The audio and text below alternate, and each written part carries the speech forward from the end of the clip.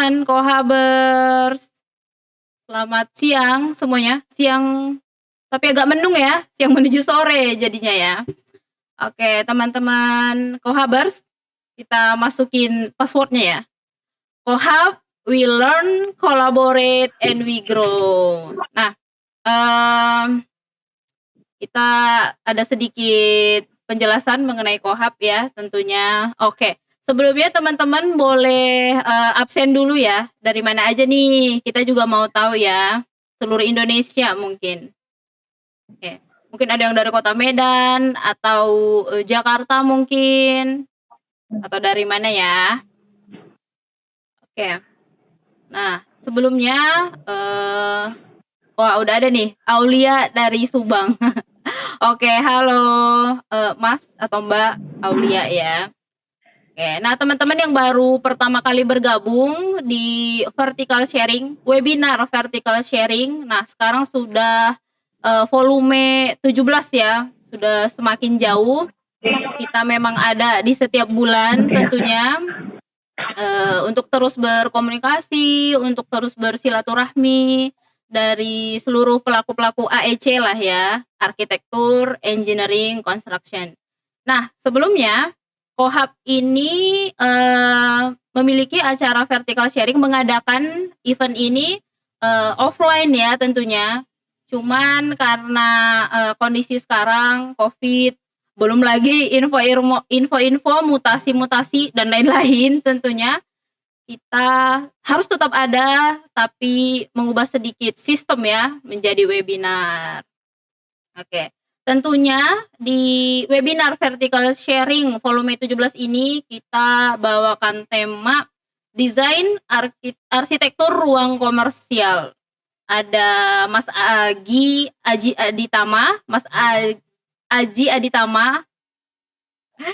Takut salah pengucapan nih. Mas Agi Aditama sebagai arsitek senior ya dari Abodai tentunya. Kemudian ada Bu Chien atau kita biasa sebut Bu Dewi dari Elite Art Glass sebagai Head of Marketing. Tentunya sudah bergabung juga ya dengan kita di sini. Oke, teman-teman, sambil menunggu ya, absennya masih dibuka nih. Ada AC Dindo juga dari Boyolali. Wah, jauh ya. Halo Boyolali. Oke. Nah, sekarang lagi banyak kondisi-kondisi yang kurang harmonis ya. Apalagi memasuki 2021. Termasuk di Jakarta juga lagi banjir, teman-teman saudara-saudara kita ya. Dan di kota-kota lain tentunya. Nah, teman-teman, saya harapkan kita tetap semangat dan kita bakal menimba ilmu nih beberapa jam ke depan, 2 jam ke depan tentunya bersama narasumber kece kita. Oke, teman-teman yang baru bergabung silahkan mungkin di mute aja ya agar lebih kondusif. Mau dibuka juga video atau visualnya silahkan. Nah, sedikit arahan untuk sharing season kita kali ini. Mungkin nanti untuk presentasinya dibuka oleh produk, tentunya dari Elite Art Glass. Kemudian dilanjutkan oleh Mas Agi dari Abodai untuk sharing design. Kemudian ada Q&A, di kita akan lebih banyak di Q&A ya. Jadi lebih dekat gitu untuk diskusi, untuk sharing satu sama lain. Mungkin nanti ada pertanyaan-pertanyaan, boleh di submit di kolom chat. Teman-teman boleh tanyakan 1-2 hal mengenai produk atau desain atau mungkin tentang Kohab ya. Siapa tahu ada yang ingin ditanyakan, silahkan. Nanti di chat aja, kita akan bahas di bagian Q&A-nya. Saya akan bantu bacakan dan narasumber terkait akan mencoba memberikan solusi atau penjelasan terkait pertanyaan tersebut. Oke, teman-teman ya. Kohabers. Nah, nantinya teman-teman boleh bantu untuk posting atau share screenshot atau apapun terkait webinar di story masing-masing ya. Jangan lupa tag Kohab @hello_kohab kemudian Mas Aji mungkin, Mas Agi atau Abodai Instagramnya, kemudian Elite Art Glass. Oke, nanti story terkece mungkin akan dipilih dari admin Kohab, ya mungkin bakalan ada kejutan-kejutan selanjutnya ya. Oke, tetap di Instagram kita @hello_kohab, mungkin nanti bakalan update info-info terbaru lah tentang Kohab atau tentang produk interior arsitektur. Oke, mungkin sedikit tentang Kohab ya. Oke, kita cerita sedikit ya. Semoga belum bosan nih di awal-awal. Oke, perkenalkan sebelumnya saya Yeni dari tim Kohab, tentunya dengan tim produksi lainnya juga ya di balik layar ini, teman-teman. Ada sekitar 1.000 orang. Oke, bukan. Oke. Nah, Kohab sendiri berdomisili di Kota Medan ya, baru ada di Kota Medan, kita belum ada di kota-kota lain. Mohon doanya agar segera menyusul di kota-kota lain. Nah, Kohab ini terdiri dari galeri, produk interior arsitektur, kemudian ada coworking space yang bisa diakses siapapun ya, nggak harus arsitek, interior, engineering ataupun kontraktor tuh nggak harus, bisa akses dan bekerja lah dengan suasana baru, dengan suasana berbeda tentunya di Kota Medan. Nah, untuk teman-teman yang berada di luar Kota Medan jangan sedih ya, kita masih tetap ada event-event agar tetap terkoneksi satu sama lain, tetap tersilaturahmi dan update ilmu baik itu di produk ataupun di desain dari narasumber-narasumber ya kece-kece lah tentunya ya, lokal punya kita naikin biar tetap terhubung satu sama lain dan tetap belajar ya. Oke. Nah, nanti juga di akhir teman-teman Kohabers, kita sebutnya Kohabers ya, bakalan di-invite di grup WhatsApp Kohab untuk lebih dekat masuk ke dalam grup keluarga kecilnya Kohab untuk lebih update lagi apapun hal-hal terbaru dari Kohab, dari produk ataupun isu-isu terkini tentang arsitektur ya. Oke. Untuk mempersingkat waktu dan mungkin saya biar tidak terlalu banyak penjelasan, mungkin video lebih menarik ya. Oke, kita boleh putar video dulu tentunya.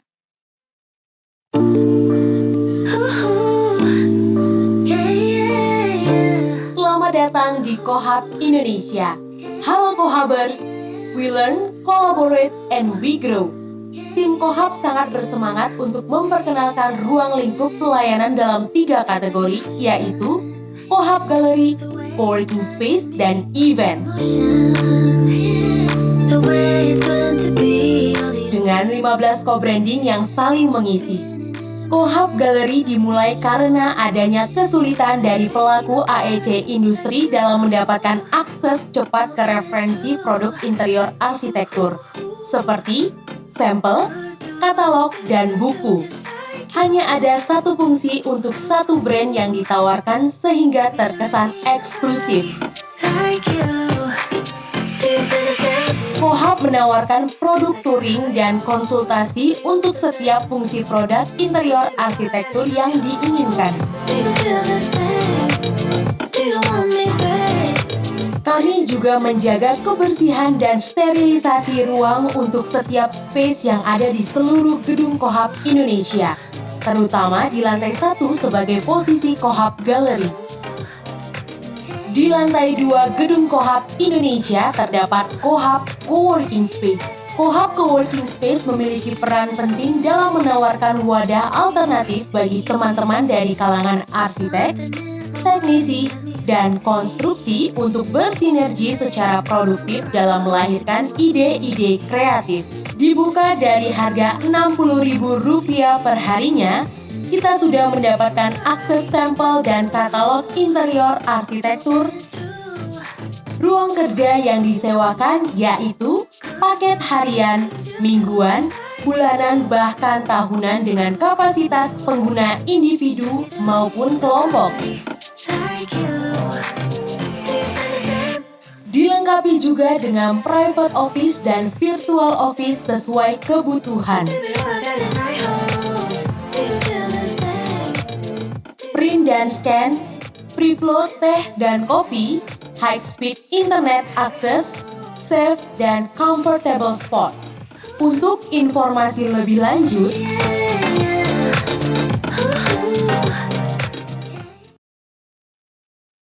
Oke, nah itu dia ya sedikit penjelasan tentang Kohab. Awalnya sih kita melalui sebuah keresahan ya tentunya, keresahan.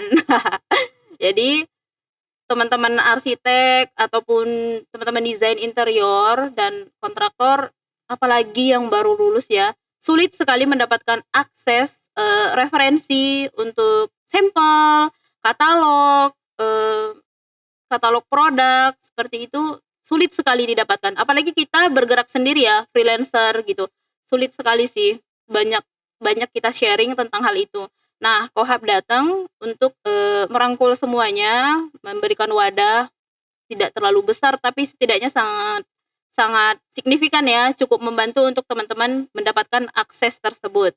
Baik juga dari produk, sampel katalog dan tentunya ruang diskusi gitu untuk ngapain ya, apalagi nih di Kota Medan, ngapain lagi. Tentunya tidak segampang akses di ibu kota ya.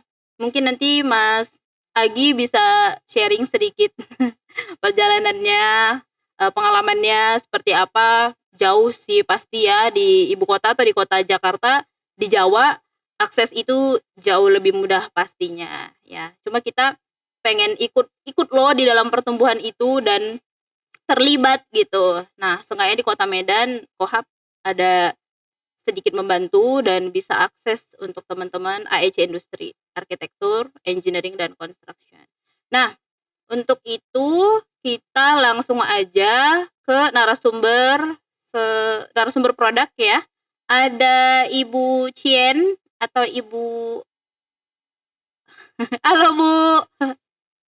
Halo Bu, seperti biasa ya, selalu cantik. Oke. Udah siap ya Bu? Oke, Iya, kita mulai. Ada Bu Chien sebagai atau Bu Dewi sebagai Head of Marketing dari Elite Art Glass. Oke, untuk mempersingkat waktu, mungkin langsung saja. Silahkan Bu. Oke, saya mulai dengan perkenalan diri. Nama saya Chien, lebih dikenal dengan Chien ya kalau di bidang kaca ya. Ya. Dan saya Head of Marketing di Elite Art Glass yang berlokasi di Medan, Sumatera Utara. Dan hari ini saya akan bahas tentang safety glass.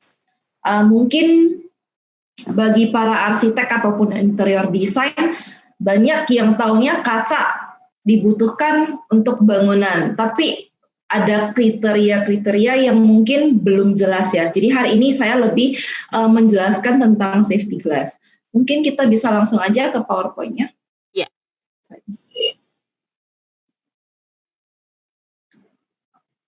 Oke, next.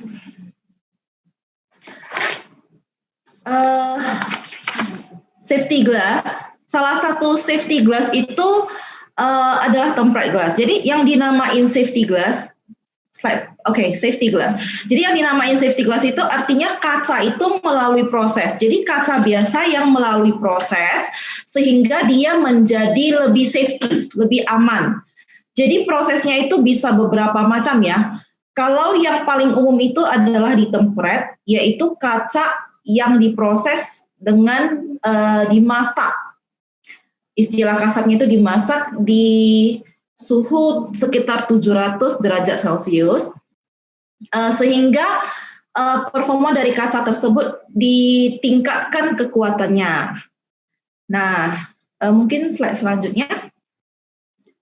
Ya, tadi ya kaca yang melalui proses tambahan sehingga memiliki kelebihan. Sehingga kalau misalnya kaca safety ini pecah, dia akan mengurangi resiko kerusakan ataupun cedera yang mengenai korban. Next. Nah, ini proses tadi yang saya sebut yang pertama tadi tempering, yaitu tempered. Dan yang kedua itu laminating. Jadi laminating itu termasuk kaca safety. Jadi laminating itu nanti akan saya jelaskan juga di slide selanjutnya apa yang dimaksud dengan laminating. Kemudian yang ketiga itu safety film. Jadi safety film juga bisa ditambahkan di kaca yang sudah terpasang ataupun belum terpasang supaya meningkatkan safety-nya. Jadi kalau misalnya pecah tuh kaca tersebut tidak akan langsung jatuh dan mengenai korban. Next. Nah, kalau di sini ada perbandingan visual dari kaca tempered dengan kaca laminate glass. Jadi kalau kaca tempered, kalau dia sudah pecah, dia akan kecil-kecil ukurannya seperti butiran jagung ya. Tapi kalau tidak ada safety film, dia tetap akan jatuh. Tetapi walaupun jatuh, pecahannya itu sangat kecil sehingga kalaupun mengenai korban, resiko cedera parahnya itu akan lebih minim ya. Dan kalau di laminate glass, jadi laminate glass itu kalaupun pecah, dia tetap akan lengket. Kita cuma akan nampak pecahannya dan dia tidak akan jatuh mengenai korban. Dan kalau yang ketiga tadi di safety film, kalaupun pecah ya visualnya seperti gambar di laminate glass. Oke, next. Nah, ini salah satu contoh tempered glass. Kalau dengan kasat mata kita tidak akan tahu kaca tersebut sudah ditempered atau belum. Karena kaca biasa dengan kaca tempered itu kalau kita lihat itu sebenarnya kalau dengan pandangan kacamata kita sebagai orang normal tuh kita nggak bisa nampak perubahannya. Tetapi ada logo kecil biasanya akan terletak di ujung kaca. Jadi biasanya akan terletak di ujung kaca, walaupun kaca tersebut lembaran besar, tetap akan terdapat logo. Jadi kalau logo di produk kita itu ESA, seperti yang ada di gambar, dan ini saya ada ininya, kacanya, jadi ini ada logonya. Logonya nampak ya, mungkin di lapis kertas. Enggak nampak yang hitam. Ya, jadi kalau kaca tempered itu tetap akan ada ininya, ada logonya. Logo di setiap, ini ya logonya ya. Jadi logo di setiap brand itu memang beda-beda, di setiap toko itu memang beda-beda. Jadi ini di logonya kita. Kadang cuman ditulis tempered. Jadi kaca tempered itu adalah kaca biasa yang dipotong sesuai ukuran yang dibutuhkan, kemudian dipanaskan di suhu 700 derajat Celcius, tentunya menggunakan teknologi mesin ya. Yang kemudian pas udah keluar dari mesinnya itu kacanya sudah strength, jadi sudah kuat. Next slide, next. Nah ini karakteristiknya, dia jadi lebih kuat 5 kali lipat daripada kaca biasa. Tetapi dia tidak akan bisa dipotong lagi. Jadi misalnya kalau ada salah ukuran yang setelah ditempered itu ternyata lebih besar daripada ukuran lubang, mau dikecilin lagi udah nggak bisa. Jadi kaca tempered itu tidak bisa diapa-apain lagi. Kalaupun misalnya ya untuk pintu kan harus ada lubang untuk handle-nya. Nah lupa dilobangin ataupun lubangnya kekecilan, itu mau dibesarin lagi juga sudah nggak bisa. Jadi kaca tempered memang sudah tidak bisa dibesarkan atau dikecilkan lagi, dipotong ataupun diapain nggak bisa lagi. Oke, next. Nah, kalau pecah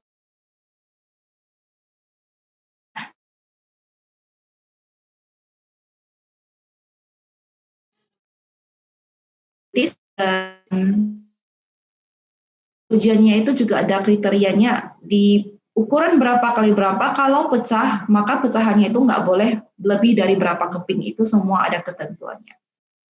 Next. Nah ini salah satu contoh video tempered glass.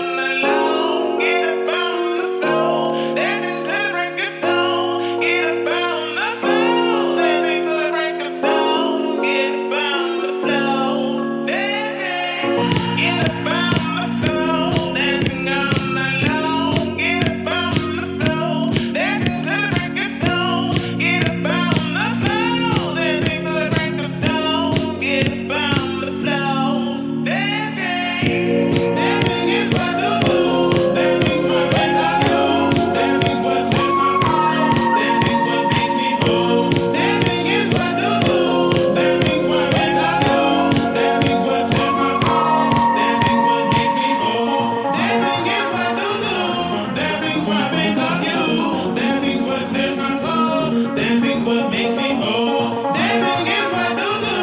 Dancing's what think of you. Dancing's what clears my soul. Dancing's what makes me whole. Dancing is what to do. Dancing's what think of you. Dancing's what clears my soul. Dancing's what makes me whole. Dancing is what to do. Dancing's what think of you. Dancing's what clears my soul. Dancing's what makes me whole. Get up on the floor, dancing all night long. Get up on the floor, dancing till the break of dawn. Get up on the floor, dancing till the break of dawn. Get up on the floor, dancing. Dancing is what to do. Dancing's what think of you. Dancing's what clears my soul. Dancing's what makes me whole. Dancing is what to do. Dancing's what think of you. Dancing's what clears my soul. Dancing's what makes me whole. Dancing is what to do. Dancing's what think of you. Dancing's what clears my soul. Dancing's what makes me whole. Dancing is what to do. Dancing's what think of you. Dancing's what clears my soul. Dancing's what makes me whole.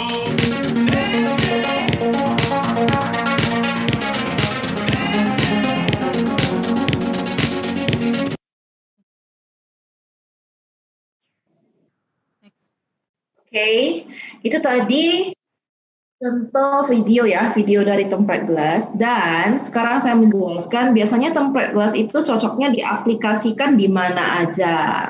Nah, biasanya ya tempered glass ini cocoknya ditempatkan di lokasi yang ada lantainya. Jadi kalau misalnya yang tergantung itu juga nggak cocok ya. Dia harus yang dekat dengan lantai. Contohnya ini ada di shower box, penyekat ruangan juga boleh. Jadi tempered glass itu dia memang mengambil kaca biasa yang kemudian ditempelkan. Jadi boleh aja ketebalan berapa, dimulai dari ketebalan paling tipis itu 4 mili, sampai untuk yang sekarang paling tebal bisa sampai 20 mili. Oke, next. Nah, ini juga salah satu ya, penyekat ruangan, pintu.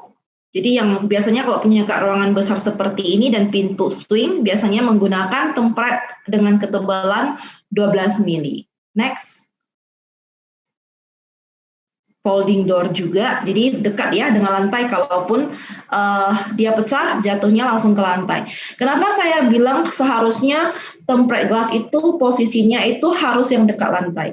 Jadi kalaupun dia sudah safety, sudah tempered, kalau dia pecah memang pecahannya kecil-kecil, tapi kalau misalnya lokasinya itu di tempat yang tinggi, maka ditambah dengan gaya gravitasi, maka laju dari pecahan tersebut juga akan lebih membahayakan. Jadi kalau misalnya lokasinya di kanopi atau void, kita menggunakan tempered, kaca yang memang sudah dikuatkan, tapi tetap bisa pecah ya. Jadi kalau pecah dan jatuh, ya tetap aja ditambah gaya gravitasi, bahayanya akan lebih banyak daripada yang di lokasi yang rendah ya, bukan di lokasi yang tinggi. Next. Ini juga salah satu contoh pengaplikasian tempered glass. Next. Meja, kemudian lemari kaca. Next. Nah, kaca tempered juga bisa diproses menjadi kaca laminat. Nah, kaca tempered itu adalah kaca yang sudah dikuatkan. Oke. Jadi dia bisa diproses lagi. Kita kalau kaca tempered proses lagi menjadi laminat juga bisa, menjadi yang lain juga bisa. Next. IGU. Nanti akan kita jelaskan apa itu laminat. Jadi saya sekarang ke IGU dulu. Jadi IGU itu proses ini ya, 2 lembar kaca yang disatukan, tetapi di antara 2 lembar kaca tersebut masih ada rongga. Jadi ketebalannya itu juga bisa disesuaikan. Jadi ini contohnya. Jadi kaca pertama dan kaca kedua itu ketebalannya itu tergantung penggunaan. Lokasinya di mana, kemudian masing-masing kaca tersebut bisa ditempret. Jadi kaca tempret kemudian kita IGU-kan. Proses IGU ini biasanya kegunaannya untuk menyaring udara panas, kemudian juga meredam suara. Karena di dalam rongga di antara dua kaca tersebut, kita akan isi dengan gas argon, di mana gas argon adalah penghantar suara dan panas yang sangat buruk. Jadi biasanya kaca IGU ini dipakai di apartemen, kemudian kalau yang sering kita lihat ya, dia ada di kulkas minuman ringan, di mana walaupun di luar panas dan di dalam dingin, di dalam kulkas itu dingin, tidak akan terjadi pengembunan. Karena di antara dua lembar kaca tersebut ada gas argonnya, sehingga tidak akan terjadi pengembunan. Dan kita tetap akan bisa melihat view di dalam itu dengan sangat jelas. Jadi itu kaca IGU. Next. Nah, selain di IGU, jadi kaca tersebut juga bisa, kaca template bisa di bevel, edging, kemudian di engrave, di grooving, di pattern. Jadi kaca template itu juga bisa ditambahkan art ya, selain proses laminate dan IGU tadi. Oke, next. Jadi ini salah satu contoh kaca template yang di bevel. Jadi ini namanya bevel ya. Sampingannya itu kayak ada bingkai gitu, itu namanya di bevel. Kemudian next. Nah, ini yang namanya di edging. Jadi setiap kaca yang setelah dipotong itu edge-nya itu nggak langsung bagus ya. Jadi ini adalah beberapa contoh edge. Jadi kaca template juga bisa di edge. Kalau hasil potongan aja tanpa di edge, maka tetap akan kasar dan bergerigi. Jadi tetap harus di edge, baru hasilnya lebih bagus. Next. Nah, ini salah satu contoh kaca template yang bisa di art. Ini di engrave ya. Next. Ini namanya di grooving. Jadi kita ada melihat ada motif kayak bergaris itu ya di permukaan kaca. Jadi motif itu bisa apa aja. Ini namanya art grooving. Juga bisa dilakukan di kaca template. Next. Ini kaca patri, diamond. Ini udah kita masuk ke art ya. Jadi kaca template itu juga bisa di art dan bisa diletakkan di pintu, kaca mati, jendela, dan yang lain. Next. Ini kaca patri kuningan. Nah, kaca patri kuningan ini biasanya dia begini. Setiap kepingan kaca yang ada listnya itu adalah kuningan, dan kepingan kaca di dalamnya itu benar-benar terdiri dari satu-satu keping kaca. Dan biasanya kaca begini ini akan lembek karena dia cuma berketebalan 5 mili. Biasanya kita akan lapis depan dan belakang dengan kaca template. Ya, nggak usah tebal-tebal ya, 5 mili aja cukup. Next. Ini sama kaca patri yang tadi menggunakan kuningan, yang ini timah. Next. Nah, sekarang kita masuk ke laminate glass. Jadi ini laminate glass salah satu safety glass juga. Laminate glass ini adalah proses kaca 2 atau lebih, boleh 2 lembar, boleh lebih, yang direkatkan dengan menggunakan teknologi mesin tentunya. Dilekatkan, tapi di tengahnya itu nggak ada rongga. Jadi yang tadi IGU di tengahnya ada rongga, sehingga kita isi dengan gas argon, tapi yang laminate ini tidak ada rongga. Jadi ini contohnya, kalau dari depan kita akan melihat seperti satu lembar kaca, tetapi kalau dari samping itu sebenarnya akan nampak ada 2 lembar kaca. Oke. Nah, keunggulan dari kaca laminate ini, kalau salah satunya pecah, maka dia tetap tidak akan jatuh. Jadi ini adalah contoh laminate dengan film motif. Jadi 2 lembar kaca yang disatukan, tengahnya itu ada motifnya. Dan yang kaca yang saya pegang ini sudah pecah ya. Pecahnya ini depan dan belakang. Kalau dari sampingnya ini akan nampak, view-nya nampak ya? Nampak ya. Jadi yang atas kacanya sudah pecah, yang bawah juga sudah pecah. Ini 2 lembar kaca yang sudah pecah. Dan tidak jatuh berhamburan. Oke. Karena ini adalah proses di mana di tengahnya itu ada film yang benar-benar rekatnya itu sangat kuat. Jadi film yang di dalamnya itu juga ada beberapa macam ya. Di next slide, next. Nah, dia ada PVB dan ada EVA. PVB itu selain dia merekatkan 2 lembar kaca ini, sebenarnya dia juga berguna untuk menyaring udara panas. Sehingga kaca ini cocok juga dipakai untuk jendela.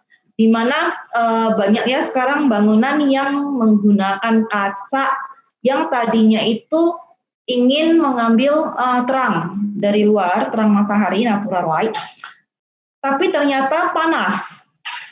Nah, solusinya itu kita harus menggunakan kaca laminat yang dimana di dalamnya itu sudah ada penyaring panasnya, sehingga pendingin ruangan juga nggak bekerja ekstra. Jadi itulah kegunaan dari laminat. Dan sekarang juga banyak ya toko ataupun kafe yang sudah nggak menggunakan jejak besi, dimana kalau misalnya tuh keamanannya kurang, ada yang takut ya, ketakutan akan dimalingin, maka kaca tersebut kalau dipecahkan juga malingnya nggak bisa masuk, karena yang depan pecah belum tentu yang belakang pecah. Kalaupun dua-dua pecah seperti yang saya pegang tadi, kaca tadi, juga tidak akan akses masuk ke dalam. Oke, jadi itu kegunaan kaca laminat. Jadi tadi saya udah ungkit kalau kaca laminat itu boleh 2 lembar kaca yang disatukan, boleh 3 ataupun lebih. Jadi salah satu kaca yang paling kita sering dengar yaitu kaca anti peluru juga menggunakan proses laminating. Jadi laminate glass itu, kaca anti peluru itu juga adalah laminate glass, tapi dia menggunakan lapisan film yang beda lagi, yang benar-benar keras. Nah, itulah laminate glass. Next slide. Nah, 2 atau lebih kaca. Nah, kalau yang digambar ini ada 3 lembar kaca, yang tengahnya itu sengaja dipecahin. Dan memang yang pecah itu juga tidak akan jatuh kemana-mana. Nah, itulah kenapa kaca laminat disebut safety glass. Karena kalaupun pecah, dia tidak akan mengenai korban. Oke, next. Dan ini video laminate glass.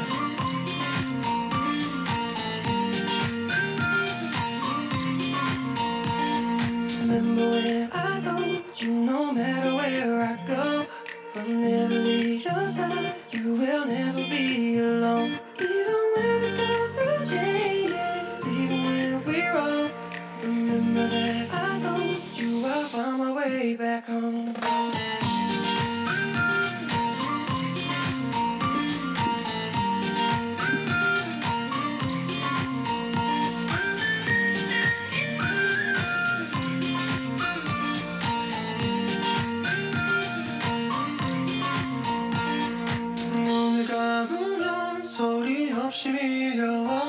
Remember that I told you I'll find my way back home.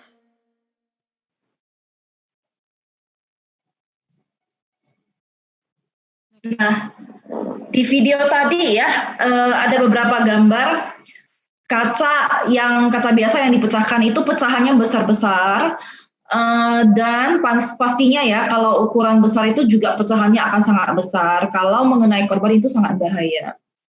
Dan kalau yang kaca laminat, kalau sudah dilaminat, walaupun bahan laminatnya itu kan 2 lembar kaca, 2 atau lebih ya, salah satunya itu kalau yang nggak ditemprek pun, pecah pun tetap nggak masalah. Tapi kalau mau dikuatkan lagi, ya udah ditemprek, sehingga dia lebih kuat, nggak gampang pecah. Dan kalaupun dia pecah, tetap tidak akan mengenai orang karena dia tetap lengket, oke? Dan biasanya pengaplikasiannya itu lebih bagus untuk railing balkon, jadi kalau pecah itu dia tetap akan lengket. Next. Railing tangga. Jadi sesuaikan dengan kebutuhan ya, kalau misalnya dibutuhkan itu 10 mili, biasanya kan railing tangga itu butuhnya ketebalan 10 mili. Jadi kalau di laminat kita menggunakan aja 2 lembar kaca 5 plus 5 sehingga menjadi 10 mili tebalnya. Next. Ini kanopi. Jadi sesuai kebutuhan ya. Kalau yang dibutuhkan 12 mili, maka kita tinggal menambahkan kaca 6 mili plus 6 mili menjadi 12 mili.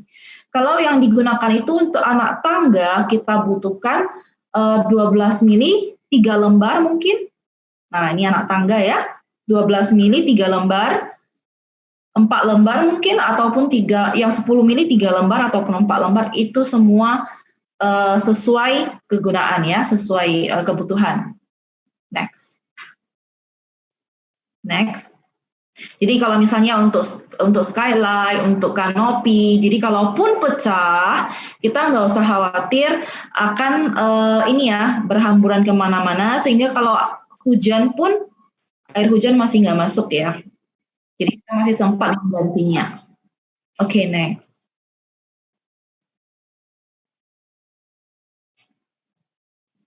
Nah, ini salah satu laminate juga, tetapi ini filmnya yang bercorak. Jadi corak di film yang ini seperti corak onyx ya, ataupun marmer. Jadi sebenarnya kaca laminate, tapi filmnya ini yang bercorak. Jadi film di laminate itu juga ada beberapa macam ya, ada yang corak, ada yang kabur, ada yang bening. Kalau yang bening itu kita nggak akan nampak itu memang 2 lembar kaca, karena memang persis seperti selembar kaca. Oke, next.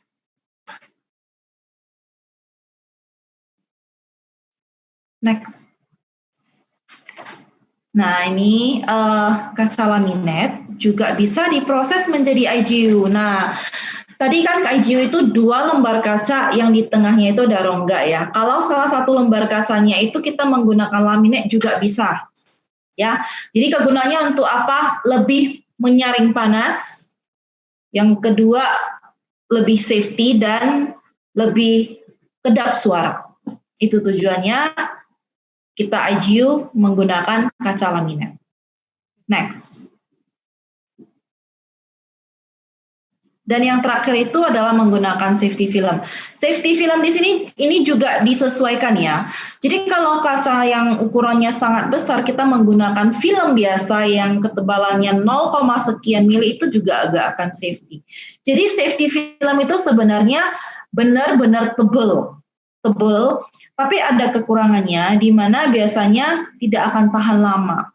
Jadi dalam kurun waktu 5-10 tahun akan terjadi pengelupasan. Dan yang namanya film itu dia kan berbahan dasar fiber ya, dimana kalau sering-sering dibersihkan atau dilap dia akan gores, sangat mudah gores, dan dia akan menjadi kabur sebelum waktunya. Oke, next. Nah, jadi filmnya tebal, ditempelkan, walaupun kacanya sudah siap dipasang tuh masih bisa ditempel film, supaya kalau pecah maka film ini akan menahan, tapi nggak akan setahan yang namanya laminate glass. Setidaknya tidak langsung mengenai korban. Oke, jadi itu 3 jenis safety glass kita ya. Next. Nah, biasanya kapan kita memakai laminate, kapan kita memakai template, kapan kita cuma menggunakan film, itu semua juga sesuai kebutuhan, kemudian sesuai dengan lokasi yang dibutuhkan, juga tentunya budgeting, karena harga dari setiap produk safety itu beda-beda. Oke, next. Sekian dan terima kasih. Untuk info produk knowledge lainnya, jadi boleh diakses di YouTube channel kita ya. Di sana banyak sih kita membahas tentang produk-produk kaca, dan seberapa itu semua ada di YouTube. Jadi jangan lupa di subscribe juga. Sekian dan thank you, terima kasih. Saya kembalikan ke Bu Yeni. Oke. Terima kasih sebelumnya Bu untuk penjelasannya, cukup detail ya. Nah, teman-teman yang udah gemes nih, udah mau pada nanya, mungkin langsung ke kolom chat untuk kasih poin-poin penting ataupun pertanyaan atau ada bahan yang mau didiskusikan. Terima kasih untuk, penjelasannya, Bu. Mungkin kita langsung ke narasumber selanjutnya, ada Mas Agi Aditama dari Abodai untuk mempersingkat Halo Mbak Yeni, ya, untuk mempersingkat waktu. Halo, Mas. halo, Ya, sehat ya, Mas? Aman? sehat. Oke, sip, oke. Nah, bakalan banyak nih, informasi, pengetahuan, dan lain-lain ya, Mas, ya, seiring pengalaman tentunya. Oke, mungkin langsung saja waktu dan tempat, kami persilahkan. Silahkan Mas Agi. Oke, terima kasih Mbak Yeni. Tadi juga terima kasih Bu Dewi, Bu Jen, presentasinya menarik sekali, sangat praktis, bisa langsung diaplikasikan di proyek-proyek kami ya nanti ilmunya. Oke teman-teman, selamat sore. Perkenalkan saya Agi Aditama, saya adalah Associate Architect di Abodai, dan hari ini saya akan sharing beberapa project, beberapa cerita di balik proyek, dan khususnya kita akan membahas komersial sih hari ini. Jadi mungkin langsung kita ke slide presentasinya. Silahkan dari tim Kohab. Oke, hari ini kita namakan presentasi kita Architectural Design for Commercials. Kenapa? Karena memang sebenarnya di masa-masa sekarang ini komersial, kebutuhan desain untuk komersial, ya? Iya, Mas? Oh, nggak ada ya. Tadi kayaknya ada yang ngomong. Oh. Jadi untuk beberapa tahun terakhir ini ya, kebutuhan desain komersial itu sangat banyak, dan begitu pula di kantor saya di Abodai kita cukup banyak mengerjakan desain komersial dengan berbagai macam pendekatan, sehingga hari ini sih kami akan rencananya akan diskusikan, akan sharing beberapa dari proyek tersebut. Tapi sebelumnya mungkin saya perlu sampaikan bahwa memang saat kita kemudian berhadapan di dunia praktek ya, terutama di komersial yang kemudian kita akan bertemu dengan banyak orang ya, developer, klien, kebutuhan pasar, feasibility study, dan lain-lain gitu ya, itu merupakan satu tantangan tersendiri buat kita arsitek untuk kita tetap berkarya menghasilkan karya yang terbaik. Karena menurut saya kemudian ini adalah tugas kita untuk menjembatani, seperti yang saya tuliskan di slide, adalah ide sebagai bahan bakar kreatif kita ya. Kalau kita udah kehabisan ide, udah hampir bisa dipastikan kita nggak akan kreatif lagi. Sedangkan untuk arsitek, kreativitas itu merupakan salah satu bahan dasar utama ya untuk kita berkarya. Jadi jangan sampai hilang. Dan juga jangan sampai tergerus saat nanti kita kemudian menghadapi berbagai macam reality atau realita yang ada di lapangan gitu. Next. Apa aja realitanya? Banyak banget ternyata gitu ya, begitu. Apalagi kalau kita mengerjakan proyek-proyek yang berkaitan sama developer atau klien yang sudah punya banyak kebutuhan ya, kebutuhan budget lah, kebutuhan pasar lah, segmen marketing yang harus dituju, itu akan menjadi tantangan buat kita yang kadang-kadang menggerus ide-ide kita, kreativitas kita, sehingga kita kadang-kadang ya udah gini aja lah biar gampang gitu. Itu menurut saya adalah hal yang harus dihindari sebagai seorang arsitek, seorang desainer, dan semua orang yang berkarya di industri kreatif, karena bahan bakar dasar kita itu adalah ide.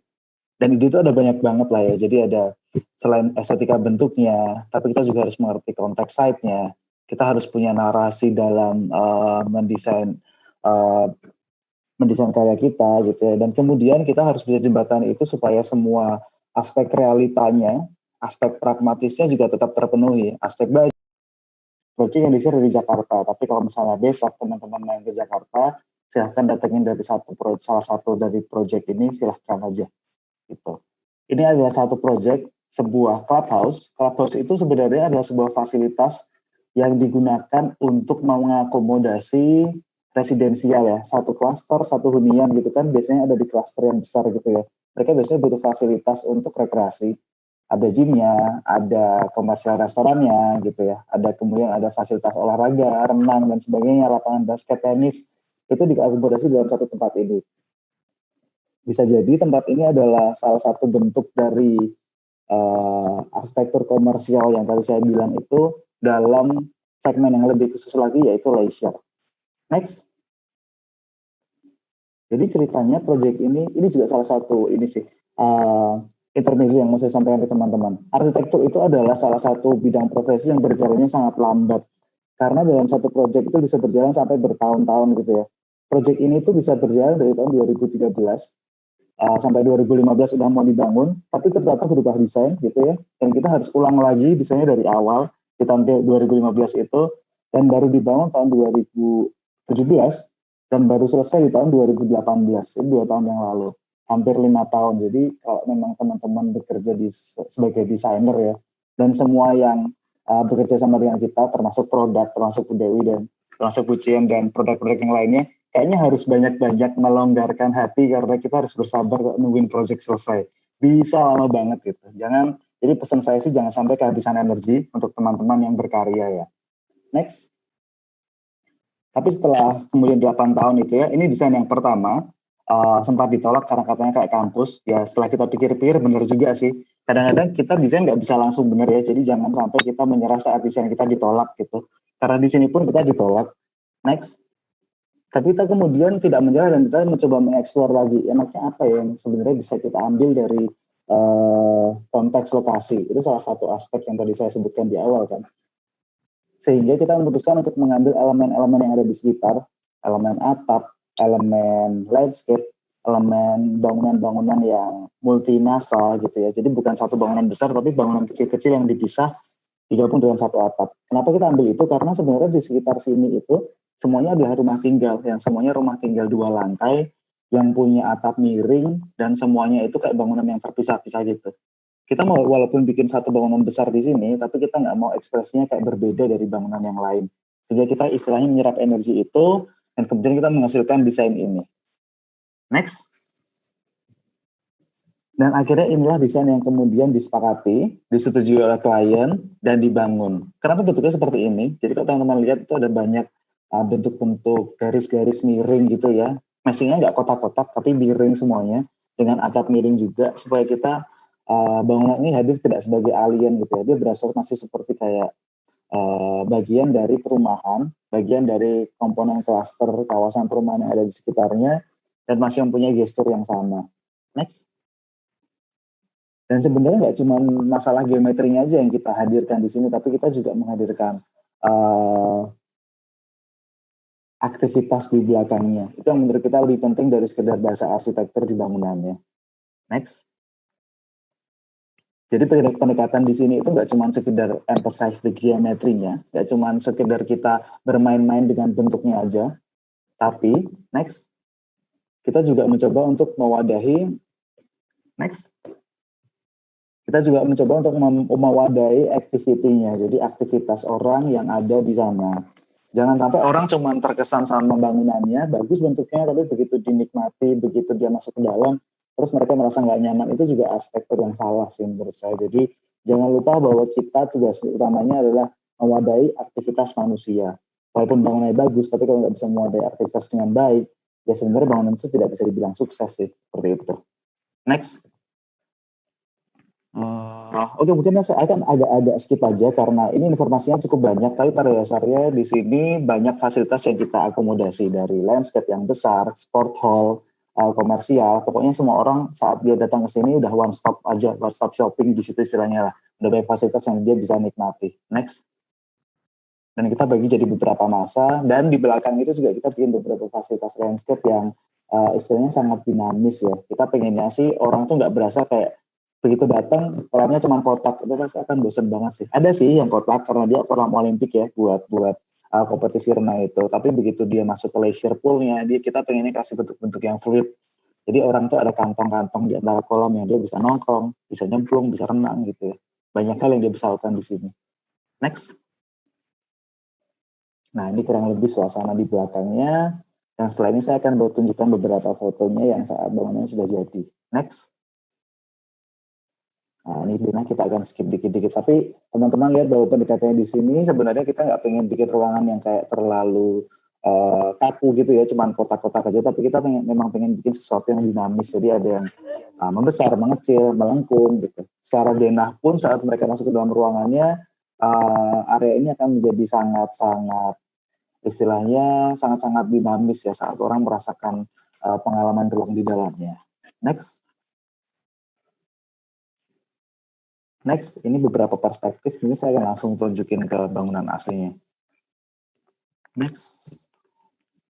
Nah, jadi kalau di Abodai, saat kita memberikan sebuah servis arsitektur gitu ya, kita nggak cuma berbicara tentang desain aja di awal. Banyak orang yang bilang arsitek itu adalah desainer, perencana, tapi tugasnya sebenarnya nggak berhenti di situ, karena sebenarnya bangunan arsitektur itu baru akan bisa dikatakan berfungsi setelah dia jadi. Sedangkan banyak sekali proses yang bisa terjadi di dalam perjalanan konstruksinya. Banyak masalah lah, banyak kemudian terjadi hal-hal yang nggak sinkron ya, yang harus diputusin di lapangan. Itu yang menurut kami, kita memutuskan untuk jadi arsitek yang juga harus mensupervisi desain kita, supaya hasil jadinya itu sesuai dengan apa yang kita desain di awal gitu. Kalaupun ada masalah, ya kita juga harus ikut berkontribusi untuk menyelesaikan gitu. Jangan sampai karena ada masalah itu kemudian di akhir bangunannya jadi tidak sesuai dengan desain awal gitu.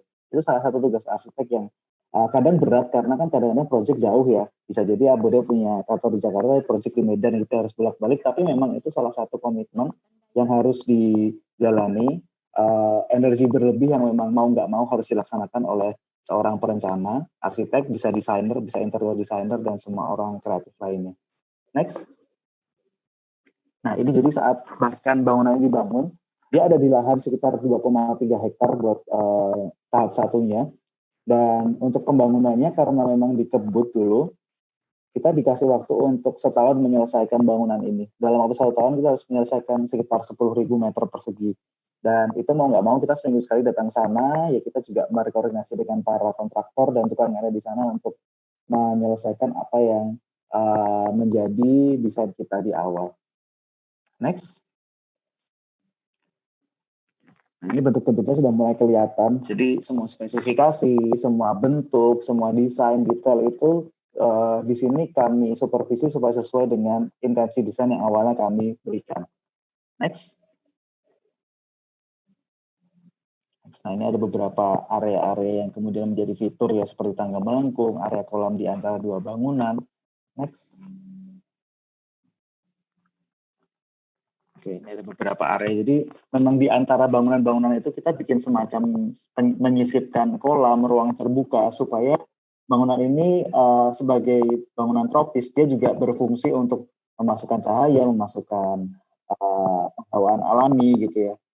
Itu hal yang menurut kami sangat penting untuk disadari saat kita mendesain bangunan di Indonesia. Next.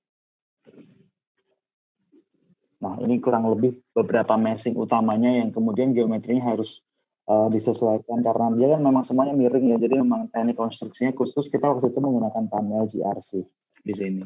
Next. Dan sayangnya walaupun sekarang sudah jadi, tapi karena pandemi, jadi terpaksa bangunan ini ditunda pembukaannya.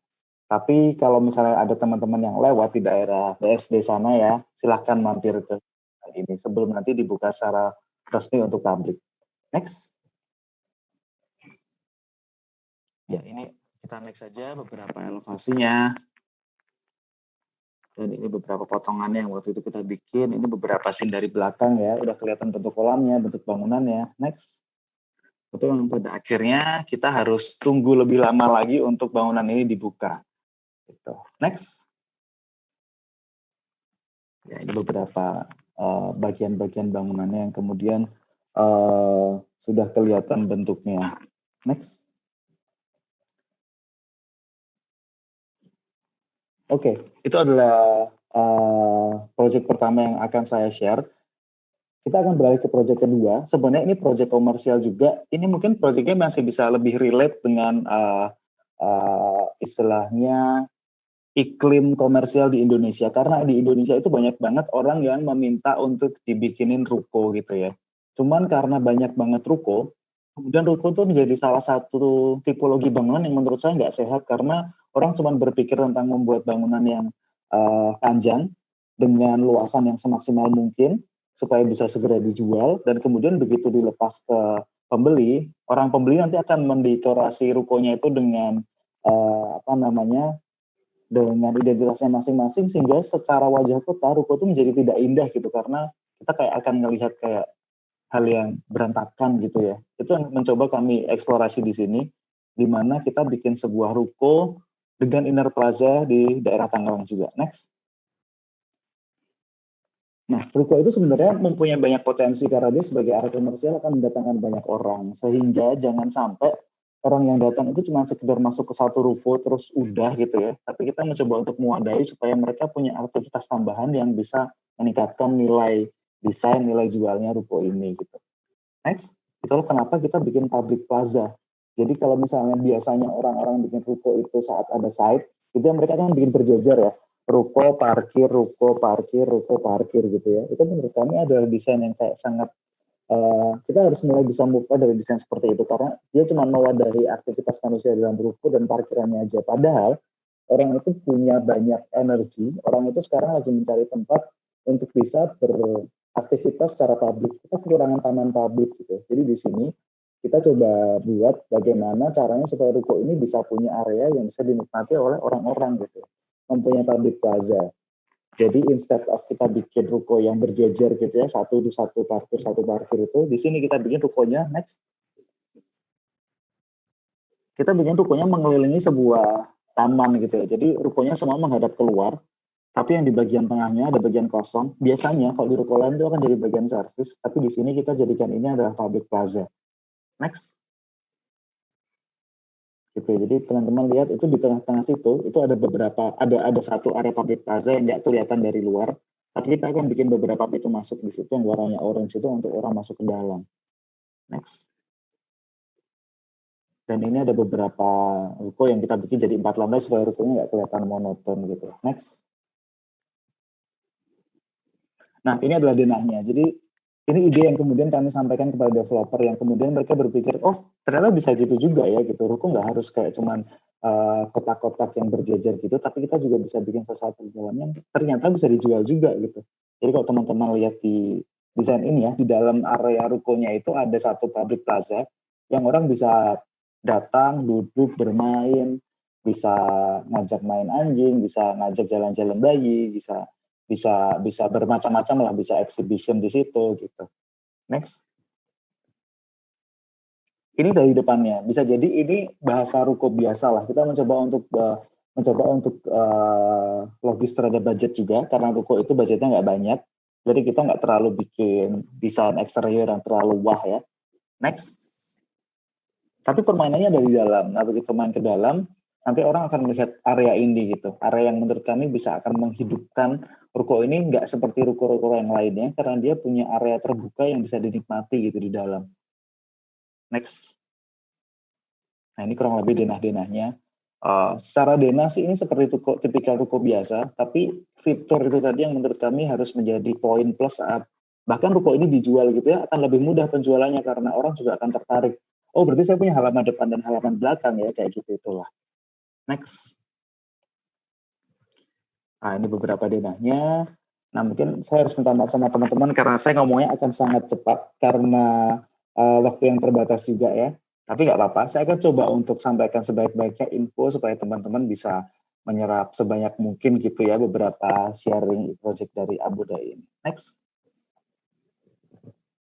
Ya ini beberapa tampaknya. Sebenarnya di belakang itu ada ini kalau teman-teman lihat bangunan tinggi di belakang itu ya, itu sebenarnya hotel yang kita propose ya. Sebenarnya itu bukan bagian dari pekerjaan kita sih, pekerjaan kita cuma rukonya aja gitu. Mereka punya lahan kosong di belakang, belum tahu dijadiin apa. Nah, ini mungkin sedikit tips and trick buat teman-teman saat jadi arsitek atau jadi desainer gitu ya. Walaupun misalnya itu bukan bagian dari pekerjaan teman-teman, cobalah untuk sedikit berusaha lebih untuk mengembangkan itu gitu ya. Karena siapa tahu besok jadi project, itu jadi projectnya teman-teman juga karena teman-teman udah paling nggak udah menyumbang ide gitu ya. Itu meningkatkan kemungkinan kita buat tambahin project baru. Gitu sih, itu tips and trick kecil aja. Next. Nah, ini beberapa image-image-nya. Rencana bangunan ini akan dibangun di sekitar tahun 2021 ini di kuartal terakhir. Jadi kita sekarang sedang sedang mengerjakan bagian desain-desainnya juga. Next. Oke, kita bisa next saja. Ini beberapa tipologi tipe rukonya. Next. Oke, next lagi. Ini beberapa denahnya. Oh, mungkin balik ke denah yang ini aja. Kita berhenti di sini. Ada satu cerita di mana kita itu ya kita coba untuk menyerap isu-isu marketing juga saat orang itu mendesain komersial ya. Semakin ke sini karena banyak banget yang kemudian orang jualan ruko, jualan properti gitu ya. Ruko itu menjadi susah dijual. menjadi tantangan bagaimana caranya kita memberikan nilai plus pada sebuah desain supaya ruko itu menjadi mudah dijual gitu. Nah di sini kita menawarkan kepada developer supaya bagaimana kalau ruko itu dijualnya nggak dalam satu unit gitu ya, satu unit 4 lantai itu enggak, tapi dalam satu unit itu orang bisa beli ruko itu, tapi dia bisa menyewakan lantai 2, 3, dan 4-nya untuk orang yang berbeda-beda gitu. Itu akan menjadi kayak satu peluang bisnis yang menurut kami akan menarik dan meningkatkan penjualan mereka. Itulah mengapa teman-teman lihat di Dena ya, tangganya itu ada di luar karena bisa jadi tenan di lantai 2, tenan di lantai 3, dan tenan di itu adalah orang-orang yang berbeda gitu. Jadi semuanya nggak harus masuk ke dalam bangunan ruko dulu, tapi bisa langsung menuju ke lantai-lantai di atas-atasnya gitu. Itu akan meningkatkan kemungkinan bisnis sehingga orang itu bisa, oh berarti kalau saya beli ruko ini, saya bisa sewakan lantai 2, 3, 4 untuk orang yang beda-beda gitu. Itu adalah ide yang bisa kita kembangkan untuk meningkatkan kemungkinan produk komersial ini menjadi lebih mudah dijual gitu. Oke, next. Jadi beberapa tampaknya kita bisa next lagi. Oke, ini beberapa, ini unit yang tipe 3 lantai. Next. Nah, ini beberapa potongannya. Jadi memang kita mencoba untuk memperlihatkan bahwa ruko ini punya dua muka, muka yang menghadap ke jalan ke depan dan muka yang menghadap ke inner court di belakang. Oke, ini yang kemudian akan meningkatkan ruko nilai jual ruko ini. Karena exposure-nya isinya akan semakin banyak gitu. Oke, next. Ini proyek ketiga juga. Ini proyek yang tahun lalu kita kerjakan dan sekarang masih progress desain. Semoga bisa dibangun di tahun ini. Sayangnya memang pandemi ini membuat beberapa proyek komersial di kami itu jadi agak melambat sih progresnya. Tapi tetap walaupun begitu kita tetap harus berkarya. Jadi kita tetap harus menyampaikan ide-ide yang terbaik di setiap proyek yang kita dapat. Contohnya di sini ya. Ini adalah sebuah komersial yang ada di Sudirman. Sudirman itu salah satu jalan arteri paling penting di Jakarta, jalan utama. Pusat bisnis yang kemudian akan menjadi satu area yang sangat-sangat istilahnya eksklusif ya, karena mereka kan area fasilitas bisa jadi banyak gedung-gedung penting di Jakarta, terus akses utama ke Monas, ke Istana Negara kan lewat jalan ini. Gitu. Kita berkesempatan untuk mendesain komersial di sini. Sayangnya, next, komersial di sini itu tidak bisa selamanya karena memang sebenarnya di sini akan dibangun office. Cuman karena daripada lahannya kosong untuk dalam 4 tahun gitu ya, kita diminta untuk mendesain sebuah bangunan temporer. Oleh karena itu kita mengusulkan untuk pakai kontainer supaya bangunan ini bisa menjadi area komersial untuk sementara yang nanti saat memang harus dibongkar, tinggal dibongkar aja lebih mudah gitu saat kita pakai bangunan pakai kontainer ya. Next. Jadi ini kurang lebih seperti mood board-nya ya. Dia akan berada di sekitar bangunan-bangunan tinggi gitu. Akan menarik sih menurut kami karena saat orang-orang di Sudirman itu rata-rata nggak bisa masuk ke lahan bangunan ya. Beda seperti di Singapura gitu ya. Kita bisa jalan-jalan masuk ke satu area ke area lahan bangunan gitu. Tapi kalau di Indonesia rata-rata begitu orang punya bangunan dia akan dipagerin gitu ya. Orang nggak bisa masuk ke dalam. Jadi kita cuma bisa jalan di teras di pedestrian aja. Nah, di sini kita pengen bangunan kita tuh permeable, jadi orang bisa masuk dengan mudah, sehingga di Sudirman tuh ini kontras dengan lingkungan di sekitarnya yang sangat eksklusif gitu ya. Bangunan kita itu inklusif karena orang bisa masuk ke lahannya, bisa menikmati area dalamnya, tanpa harus istilahnya nggak harus dengan kepentingan khusus gitu. Ini kan jadi area publik di tengah-tengah Sudirman yang sangat padat itu. Dan kenapa namanya barak ya, karena sebenarnya ini idenya dari stacking container gitu sih, yang nanti akan ditutupi dengan satu atap besar yang persis seperti barak. Istilahnya kalau dulu kan barak itu adalah tempat untuk camp militer ya. Di sini kita jadikan ini camp komersial gitu. Ini salah satu bentuk placemaking kita untuk menciptakan satu area yang menarik tapi temporer. Next. Nah, di sini kalau teman-teman bisa lihat, sebenarnya stacking kontainernya sih kita tidak terlalu desain terlalu rumit ya.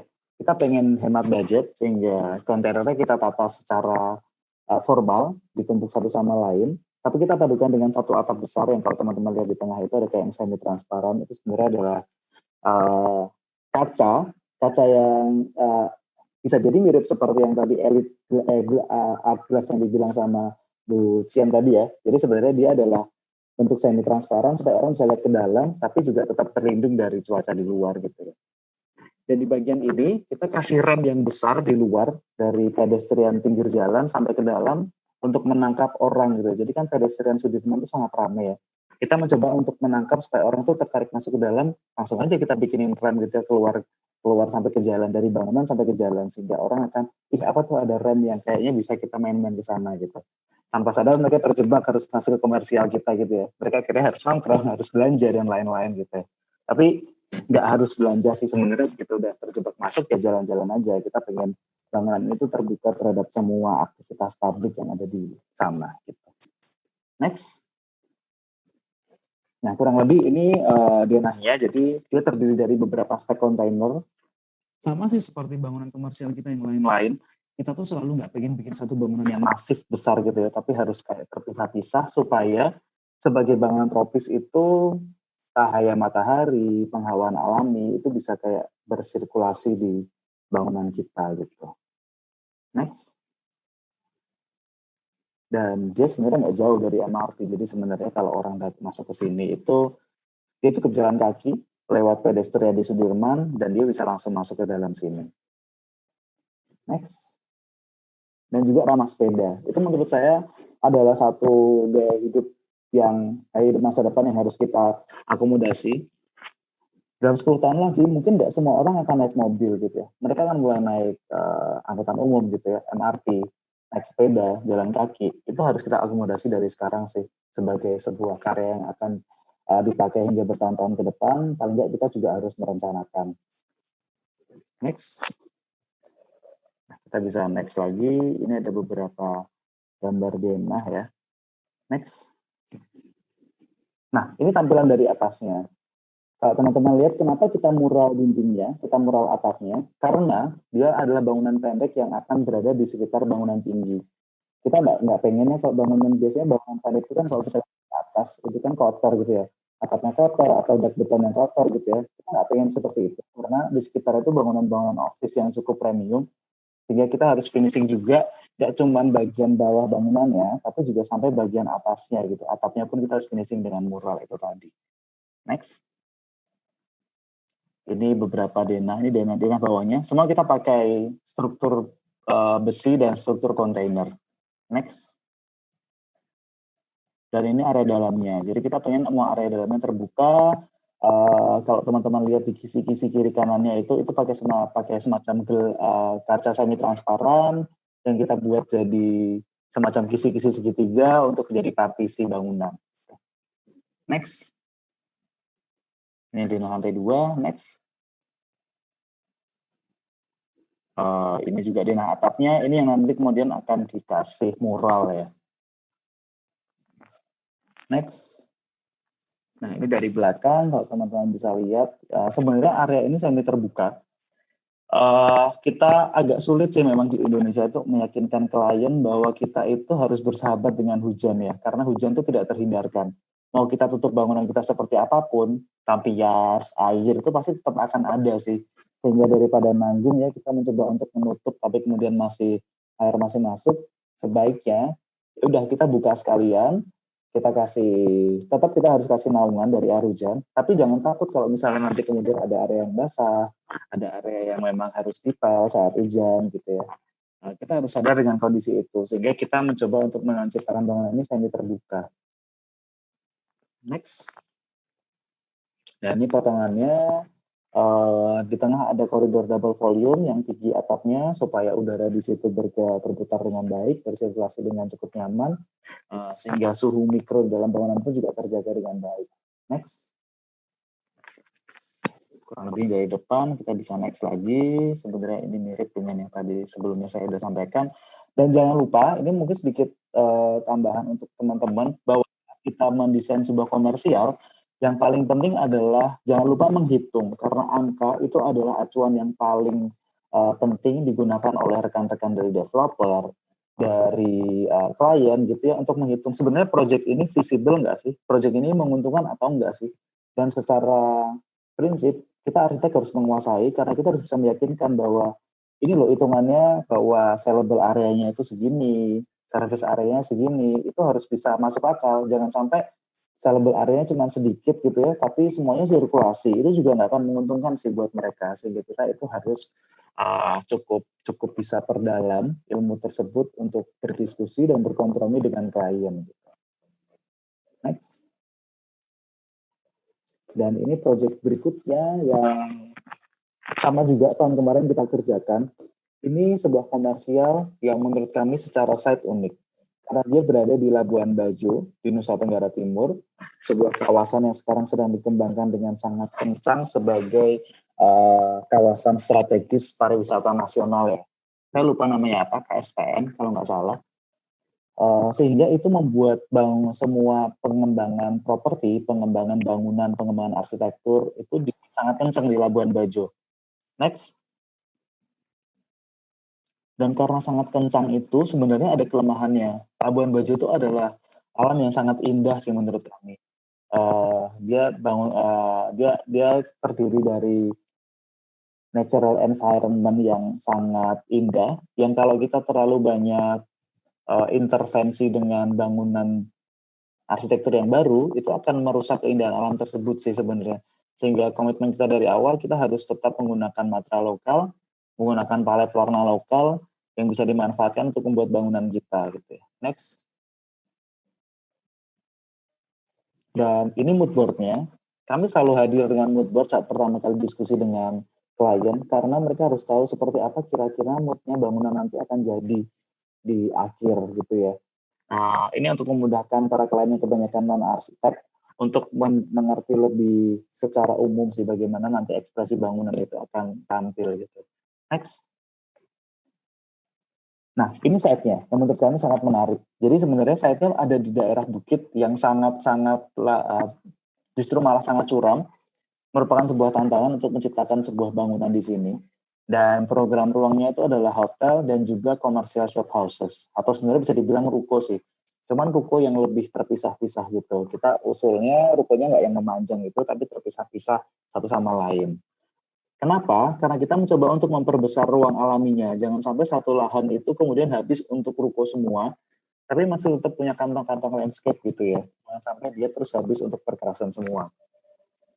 Next. Dan kenapa kami kemudian menerima untuk melanjutkan proyek ini ya, sebenarnya masih ada ini sih. Kita sebenarnya kadang-kadang merasa bersalah karena kita kok membangun di satu site yang masih sangat alami ya, gitu-gitu ya. Biasanya itu kemudian akan menjadi beban di arsitek. Tapi di sini kemudian kita mencoba mengingat-ingat bahwa saat Labuan Bajo dibangun, kebanyakan itu akan jadi area yang eksklusif. Hotel lah, resort gitu ya, komersial yang orang kalau mau masuk harus bayar gitu ya.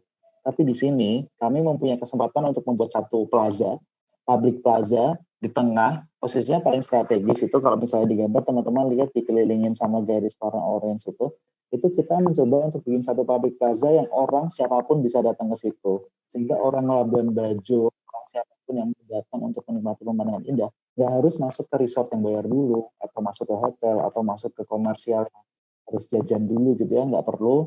Dia bisa ke sini tanpa harus jajan, dia bisa datang ke plaza ini untuk menikmati pemandangan yang di sini posisinya kita letakkan di mana pemandangannya paling indah di saat ini. Next.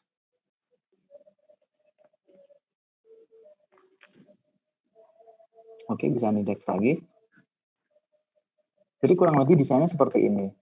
Walaupun kemudian dia dikelilingin oleh banyak shop houses, banyak ruko, dan di belakang yang paling atas itu ada hotel, tapi di sini kita mencoba untuk menciptakan beberapa poin plaza untuk masyarakat, untuk mereka bisa tetap datang ke lahan ini secara terbuka, menikmati potensi yang ada di wilayah ini, di site ini. Dan potensinya sebenarnya yang paling besar adalah potensi view sih. Itu yang menurut kami harus dimaksimalkan dan jangan cuma dieksklusifkan untuk orang-orang yang bayar aja gitu ya, tapi untuk semuanya, untuk publik. Dan di sekitarnya plaza ini masih ada beberapa titik-titik plaza yang lain di sebelah kiri dan sebelah kanannya, itu juga bisa diakses oleh publik. Next. Kurang lebih ini adalah desainnya. Jadi memang sangat padat ya. Ini menggambarkan secara mikro sih bahwa pengembangan di Labuan Bajo itu sangat kencang sekarang. Jangan heran kalau 10 tahun lagi Labuan Bajo akan jadi daerah yang sangat berbeda. Karena build environment-nya akan sangat banyak. Termasuk seperti ini misalnya. Kita akan lihat banyak area komersial tuh. Tapi jangan lupa Jangan sampai kita melupakan bahwa kita juga harus membuat area yang terbuka, area open to public, plaza yang terbuka untuk publik untuk menikmati desain-desain kita. Seperti yang kami lakukan di sini.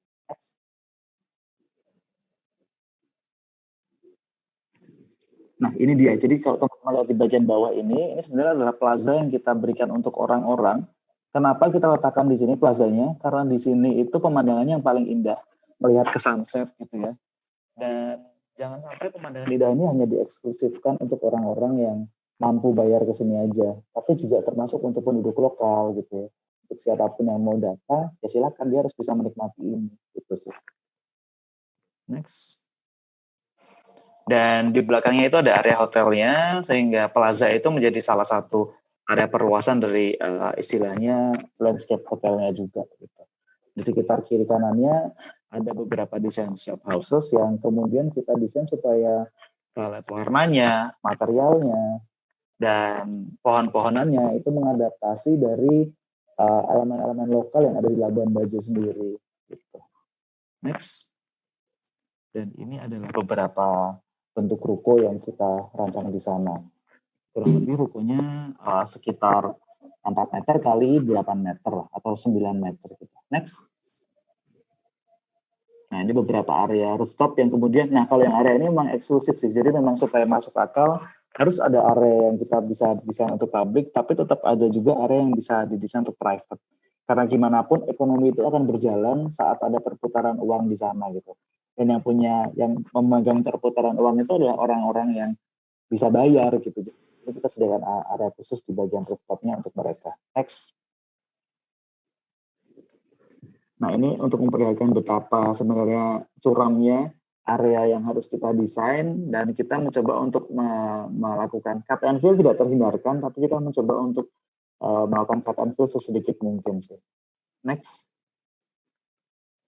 Dan ini beberapa area-area yang kemudian kita bisa lihat di desain komersial at the Hill itu. Jadi kenapa namanya komersial at the Hill? Karena memang dia merupakan kumpulan shop houses dan hotel, area komersial yang berada di perbukitan gitu. Itu merupakan satu konteks wilayah yang sangat Bajo banget lah istilahnya. Gitu. Next. Kurang lebih itu yang bisa saya sampaikan. Terima kasih buat teman-teman yang sudah setia mendengarkan. Terima kasih. Mbak Yeni, saya kembalikan ke Mbak Yeni. Oke. Terima kasih juga untuk Mas Agi. Banyak ya, kayaknya lebih banyakan tercengangnya ya untuk project-project. Kok bisa kepikiran sih, kok bisa ini itu gitu ya. Nah, teman-teman yang udah nggak sabaran, udah pengen nanya, silahkan. Mungkin ada juga yang ingin didiskusikan di kolom chat ya. Nah, di sini udah ada penanya pertama. Oke, atas nama Mas atau Mbak Oki Rahayu untuk Elite Glass ya. Oke, mungkin kita langsung aja ya. Nah, halo Kohab dan Elite Glass, izin bertanya terkait maintenance kaca template dan laminate yang recommended seperti apa? Bagaimana dengan penggunaan bahan kimia? Adakah masukan jika intensitas jadwal pembersihan kaca dikurangi? Mengingat resiko tergores buram yang sudah diinfo sebelumnya. Oke, berarti ini ke Bu Cien. Ya, silahkan Bu. Oke, nah untuk pembersihan kaca sebenarnya ada produk kita juga yang memang namanya Invisible Seal. Jadi Invisible Seal ya, pelindung yang tidak nampak. Jadi dia seperti cairan kimia. Nah, ini juga disediain ternyata sama tim. Jadi ini kan botolnya besar dan ini made in USA asli. Jadi kita ada menjual di sharing jar, ada di Shopee kita ya. Ada di Shopee. Jadi cara penggunaannya juga gampang, tinggal diaplikasikan, dia akan menolak air yang akan lengket. Nah, kita juga ada videonya ya, penggunaan Invisible Seal ini di YouTube ya. Jadi boleh di searching. Jadi kalau untuk pengulangannya biasanya begini, kalau sering terkena air maka harus mengulang. Karena gini, biasanya kita sering selain pakai di template glass ataupun laminate di bangunan, yang biasanya bercak-bercaknya itu akan terjadi kalau misalnya hujan, kemudian sebelum kering itu sudah nempel debu. Jadi akan menjadi bercak-bercak seperti itu ya. Jadi sebelum diaplikasikan Invisible Seal, sebenarnya ada satu produk lagi yang namanya scrub. Jadi harus di scrub bersih dulu, baru di-apply-kan Invisible Seal. Selain digunakan untuk bangunan luar, biasanya sangat banyak digunakan untuk shower box.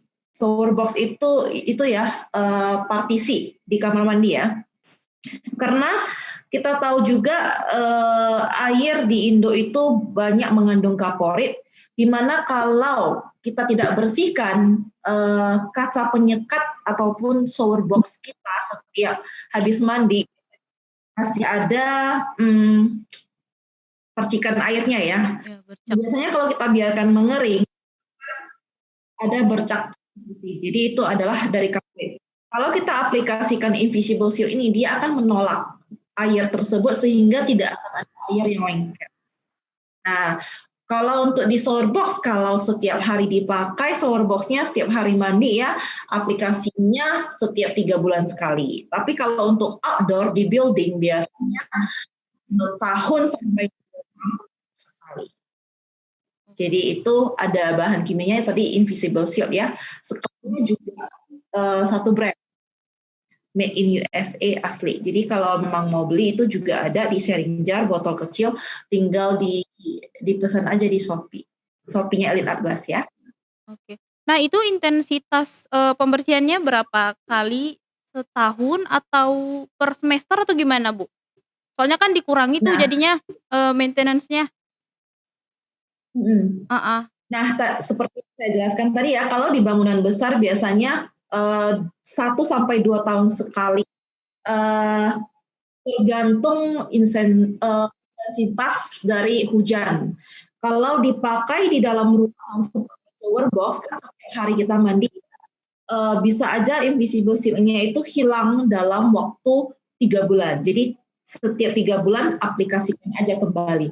Selain di kaca, sebenarnya Invisible Seal ini juga bisa diaplikasikan di kaca mobil, di bodinya mobil, kemudian di wastafel. Biasanya kita wastafel dan kerannya itu biasanya kita banyak melihat ada bercak ya, bercak air karena setelah dipakai nggak mungkin setiap pakai itu harus ya.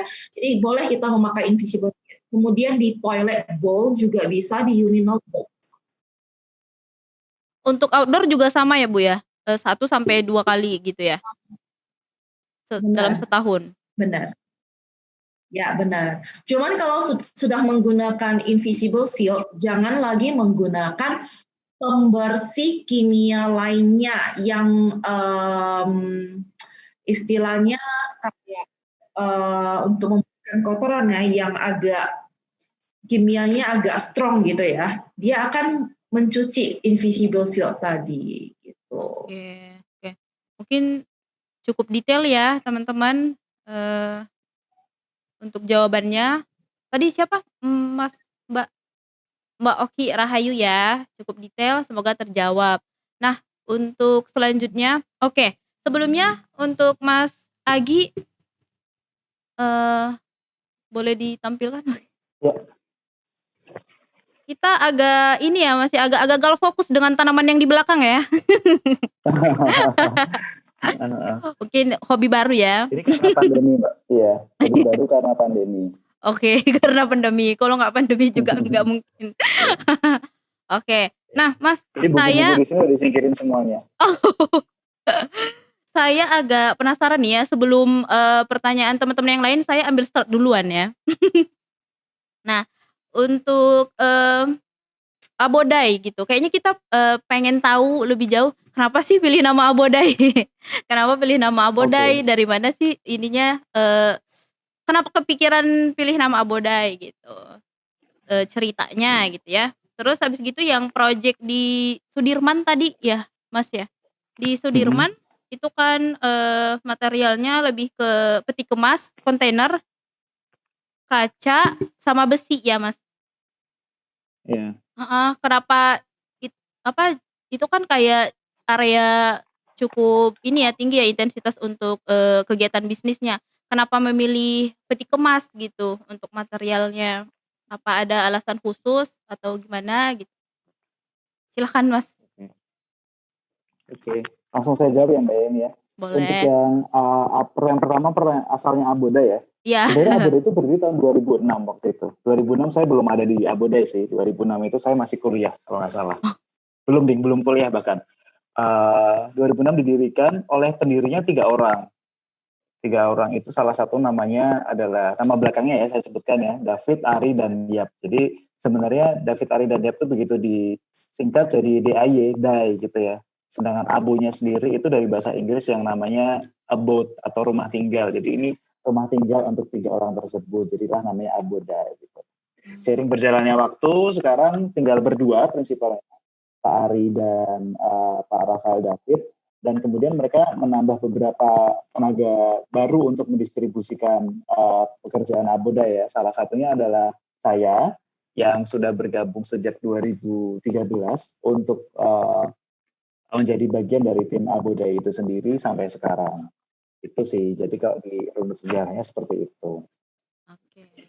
Dan untuk pertanyaan kedua tadi tentang yang di Sudirman ya, Iya. kenapa kita pakai peti kemas? Pertama dan satu-satunya concern yang kita jadikan pertimbangan adalah masalah budget. Karena dengan Sudirman itu area yang sangat strategis secara bisnis dan secara ekonomi. Namun bangunannya adalah bangunan yang temporer karena dalam 5 tahun ke depan itu dia akan dijadikan office, bangunan kantor sekitar 50 lantai gitulah. Daripada kosong selama 5 tahun, mereka mau jadiin itu dulu. Jadi mereka mau jualan dengan bangunan temporer. Nah sayangnya kalau bangunan temporer itu kan budgetnya nggak gede ya. Jadi kita bisa lebih enak itu pilih pakai kontainer. Karena kontainer sendiri itu kalau kontainer udah jadi ya, dia kan udah rigid ya dalam satu form. 2,4 dikali 6 meter. Jadi dia sekitar berapa tuh? 6 dikali 8 sekitar 22,5 meter persegi lah ya kurang lebih ya. 22,5 meter persegi, dia tuh harganya cuman sekitar 40 juta. Jadi kalau dihitung per meter persegi itu 40 juta dibagi 20, berarti cuma 2 juta per meter persegi. Itu lebih murah daripada mereka bikin bangunan manual gitu. Itulah sebenarnya alasannya kenapa pakai kontainer. Itu. Dan sebenarnya kalau secara estetika, kontainer itu akan memberikan kontras yang cukup keras ya terhadap bangunan-bangunan office yang ada di sekitarnya. Rata-rata office kan high rise, sekitar 30 lantai ke atas, finishingnya kebanyakan kaca. Kalau kontainer itu kan solid, metal gitu ya. Itu akan memperlihatkan kontras yang akan membedakan bangunan kita dengan bangunan-bangunan sekitarnya. Yang nantinya akan menguntungkan juga, karena kan kita bangunan komersial. Dan kita harus menarik pengunjung saat bangunan kita semakin kontras, semakin terlihat berbeda, semakin terlihat unik, akan semakin menarik. Itu sih pertimbangannya. Gitu Mbak Yeni, semoga bisa menjawab. Oke.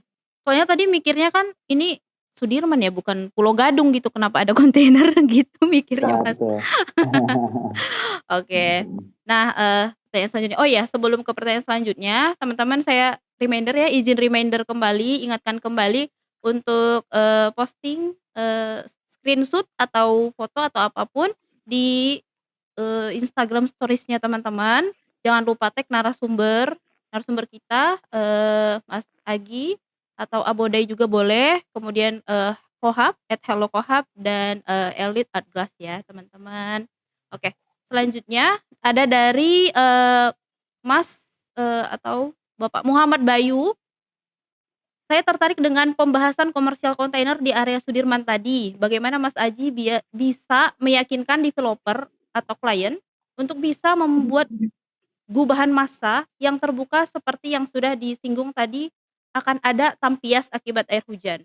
Karena developer biasanya sangat concern terhadap persoalan maintenance. Terima kasih. Mungkin bisa langsung Mas Agi.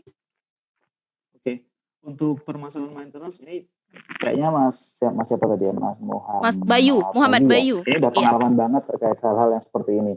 Memang benar banget. Jadi pertanyaan pertama saat kita mengajukan desain kontainer dengan konfigurasi dan komposisi ruang-ruang terbuka gitu ya, itu akan menjadi masalah di maintenance. Dan kita udah sadar dari awal. Nah, kemudian sekarang kita tinggal hitung-hitungan aja nih. Kalau misalnya kita pakai kontainer ya, udah pasti dia lebih murah daripada bangunan yang dibikin bangunan konvensional ya. besi, beton gitu ya, atau bangunan dinding, itu kontainer pasti akan lebih murah. Area terbuka, kenapa terbuka? Selain tadi untuk konsep cantik-cantik yang saya bilang di awal tadi ya, arsitektur tropis, penghawaan, pencahayaan alami, itu ada benernya. Tapi kemudian ada juga concern tentang budget. Karena semakin terbuka, berarti kan semakin sedikit yang kita bangun, budgetnya akan semakin murah. Itu yang kemudian bisa menjadi poin plus untuk developer. Nah, sekarang persoalan maintenance ya. Ini tinggal hitung-hitungan aja. Bangunan kita kan untuk 5 tahun ya. Ya enggak 5 sampai 7 tahun lah sebelum nanti site ini berubah menjadi office. Itu sekarang kita tinggal hitung-hitungan. Kalau misalnya kita bikin bangunan ini proper dengan kanopi, dengan atap yang besar, kita tutupin dinding supaya air nggak masuk gitu ya, itu pasti akan menghabiskan biaya. Sedangkan kalau masalah maintenance, salah satu menurut saya ironi di Indonesia, tapi ya itu adalah konteks yang harus kita manfaatkan sih. Masalahnya di Indonesia itu tenaga manusia masih jauh lebih murah daripada kita harus membangun sebuah bangunan dengan material-material yang proper gitu. Jadi kalau begitu hitung-hitungan aja ya, misalnya kita mengerahkan manpower untuk misalkan kita maintenance gitu ya, dan mungkin akan sedikit lebih banyak orangnya saat musim hujan gitu ya, menambah maintenance, itu masih jauh lebih murah daripada kita harus membuat bangunan yang proper gitu. Itu salah satu diskusi yang kemudian jadi lumayan padat juga sih sama developer waktu itu, dan mereka merasa bahwa ya masuk akal gitu. Kita kan juga pengennya murah ya. Dan kalau murah itu datang dengan konsekuensi maintenance yang lebih repot, tapi ternyata maintenance yang lebih repot itu bisa bisa disubstitusi dengan tenaga kerja yang ternyata nggak terlalu mahal ya, nggak semahal beli bahan bangunan yang proper, itu akhirnya akan jadi poin plus juga buat mereka. Itu sih, jadi itu sebenarnya cara untuk meyakinkan aja sih. Dan kita juga menemani mereka saat mereka mempertimbangkan berbagai macam faktor untuk menentukan keputusan ini gitu. Itu tugasnya arsitek juga gitu. Semoga menjawab Mas Muhammad Bayu. Thank you.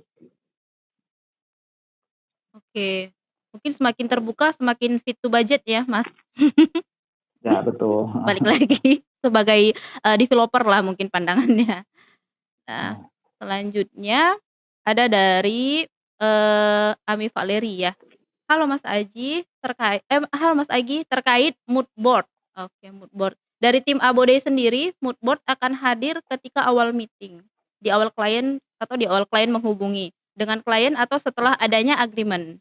Mood board ini datang dengan klien atau setelah adanya agreement kerja, Mas Agi? Oh, oke. Kita nggak bisa menyamaratakan semua klien, semua calon proyek itu dengan satu service yang sama. Kalau kita udah kenal baik, kita udah udah beberapa proyek bareng dia gitu ya. Bahkan pas meeting pertama pun kita udah bawa desain kasar ya. Desain kasar pun kita nggak masalah gitu. Karena ya memang itu adalah salah satu cara untuk menjaga relasi dengan klien. Bagaimanapun juga arsitek bergantung pada sustainability project dari klien ya. Apalagi klien yang berulang gitu, kita harus jaga relasinya dengan baik gitu. Tapi kalau misalnya klien-klien yang lain ya, misalnya baru kenalan gitu ya, atau kliennya mencurigakan, jangan-jangan kliennya cuma mau cek-cek ombak doang nih, cuma mau coba-coba doang gitu ya, itu kita lama-lama juga akan bisa baca sih. Biasanya kalau di kami, ya kami pasti akan bawa company profile. Kita bisa presentasiin portofolio kita sebelumnya aja, itu nggak terlalu repot ya gitu ya. Tapi kalau memang mau, sebenarnya nggak masalah sih pas desain pertama, asal kita udah punya tornya, kita bawa mood board. Juga menurut kami nggak terlalu repot lah, jadi masih bisa kita usahakan. Bagaimanapun juga kan kita harus usaha untuk mendapatkan sebuah project gitu. Tinggal usahanya sebesar apa gitu. Kalau misalnya kliennya masih kita susah-susah membaca, ya jangan bertaruh terlalu banyak dengan effort sampai mendesain gitu. Tapi kalau mood board nggak apa-apa lah. Itu sih mungkin tipsnya. Semoga menjawab. Mungkin lebih ke survei customer dulu kali ya, Mas. Lihat-lihat gerak-geriknya. Kadang-kadang feeling gitu kalau jam terbang kita tahu lah feelingnya. Oh ini klien ini kayaknya calon klien ini cuma mau coba-coba aja sih ini. Jadi kita gak usah banyak-banyak usaha dulu. Gitu. Yang penting jangan baper aja kalau sama klien. Oh iya. Kita profesional tapi kita berikan service yang maksimal. Oke, berarti main feeling juga ya selain kuesioner. Iya. Oke. Tapi kelihatan kok klien yang serius gitu kelihatan. Oh kelihatan ya Mas. Mungkin ada skill khusus ya untuk itu. Susah dijelaskan sih Mbak Yeni. Jam terbang aja lah nanti itu. Jam terbang, balik lagi jam terbang. Oke. Yeah. Mungkin ada next question. Oke, dari kayaknya di atasnya Mbak Ami Valeri ada pertanyaan juga tuh dari Kenny ya, dari Pak Kenny tuh. Pak Kenny. Oh iya, Terskip. Sorry ya Pak Kenny. Hmm. Menurut Mas Agi tadi bahwa ruko itu secara estetik kurang bagus. Selain desain yang sudah ditunjukkan, apakah ada desain lain lagi yang bisa menjadi alternatif sebuah ruko? Gitu, Mas. Kalau dari kami sih mungkin kami akan merefer karya sendiri ya. Jadi pertama kali kami mencoba mendobrak tipologi ruko itu di satu proyek yang namanya Foresta Business Love. Jadi ada Foresta Business Love 1, FBL 1, sama Foresta Business Love 2, FBL 2 yang ada di BSD. Jadi nanti mungkin Pak Kenny bisa coba googling. Di situ ada bagaimana kami mencoba untuk mendobrak tipologi ruko supaya ruko itu nggak cuma kayak bangunan panjang berjejer yang fasadnya diulang-ulang gitu ya. Itu kayak menurut kami kayak itu merusak skala wajah kota sih. Padahal bayangin kota zaman dulu ya, zaman kita dijajah Belanda bahkan misalnya, itu semua sudah didesain sedemikian rupa supaya koridor-koridor di dalam perkotaan itu tampil dengan menarik loh gitu, dengan wajah-wajah ala Renaissance, ala arsitektur kolonial gitu ya. Sedangkan sekarang itu kadang-kadang ruko didesain kayak nggak tahu ya, menurut saya kayak sangat-sangat datar dan cemplang gitu ya, membuat orang tuh jadi kayak ini kok kota jadi kayak berantakan banget gitu. Itu harus jadi satu pemikiran, jadi satu apa ya namanya, satu pertimbangan saat kita mendesain sebuah ruko sih. Itu tadi mungkin saya coba. Saya nggak bilang bangunan kami, ruko kami bagus atau tidak gitu ya, enggak sih. Kami nggak bilang gitu. Saya juga nggak tahu ruko kami bagus atau enggak. Tapi paling nggak kita mencoba untuk memberikan nilai plus, value lebih supaya ruko itu nggak cuma sekedar jadi kayak kotak sabun yang kemudian berwarna-warni memenuhi kota gitu. Itu menurut kami kok nggak kurang bijaksana lah dalam pengembangan kota ke depannya gitu. Ya mungkin itu terkait kalau Mas Agi pernah ke Kota Medan, lumayan banyak juga sih di beberapa titik di pusat-pusat kota, banyak juga nih wajah-wajah Kota Medan jadi wajah-wajah ruko nih. Iya, Nah keresahan untung tadi itu Kohab itu rukonya diwarnai hitam ya. Jadi itu akan sedikit iya, menjinakkan. Itu iya, menurut saya yang menarik karena itu jadi lebih jinak terhadap wajah kota Mbak. Kita memberikan wajah netral gitu ya kepada kawasan dan pasti akan jadi yang paling menarik karena kontras dengan ya kan. iya bener sih Cukup Mas, cukup cukup bijaksana lah penggunaannya tuh. iya. Jadi sedikit dimodifikasi sih itunya, jatuhnya Iya. ya. Heeh, cuma memang, mayoritas mungkin itu berangkat dari, apa ya, pandangan sebagian besar atau mayoritas, penduduk Kota Medan baik itu yang Mm-mm. paham desain ataupun tidak, yang awam, ya memang tidak tahu terbentuk begitu saja gitu. Kadang juga ada keresahan dari teman-teman IAI Sumut juga, ya Medan jadi kayak wajah ruko gitu. Iya, banyak kasus di Indonesia karena gini Mbak Yeni, ruko itu adalah komoditas yang paling gampang jadi uang gitu ya. Dia paling mudah dijual dan paling mudah disewakan. Sehingga kemudian kalau orientasinya adalah ekonomi, uang, itu bikin ruko adalah yang paling cepat muter uangnya gitu. Mmm, iya, oke. Mungkin next question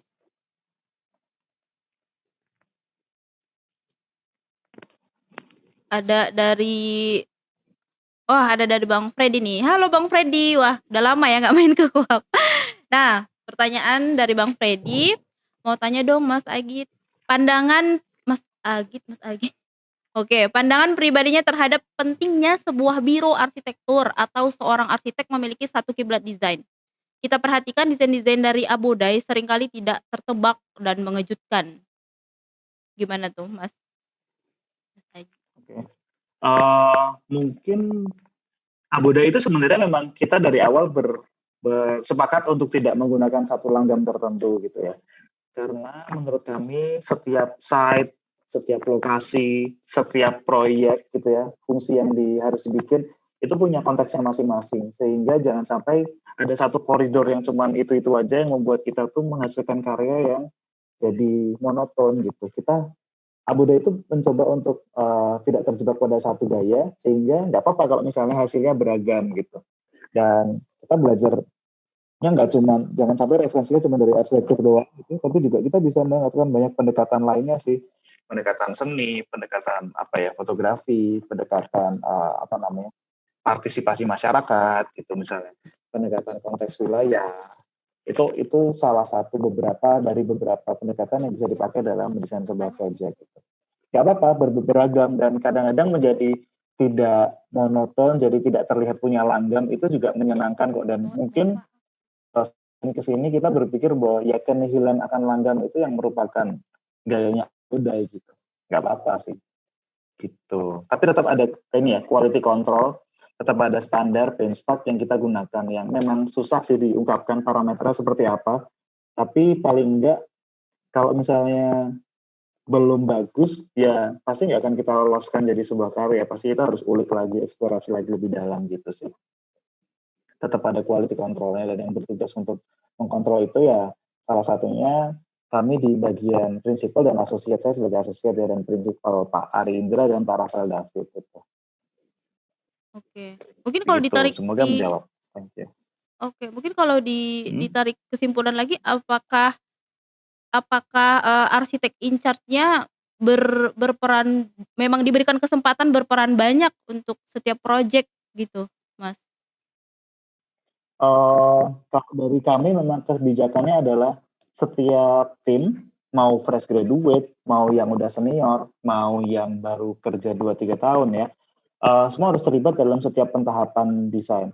Dari diskusi awal, ketemu klien, terus koordinasi sama konsultan disiplin lain, koordinasi sama vendor dan produk, sampai supervisi bangunan, sampai bangunannya jadi, itu paling nggak mereka harus merasakan itu supaya mereka bisa menyerap ilmu di keseluruhan aspek dalam sebuah perencanaan bangunan sih gitu.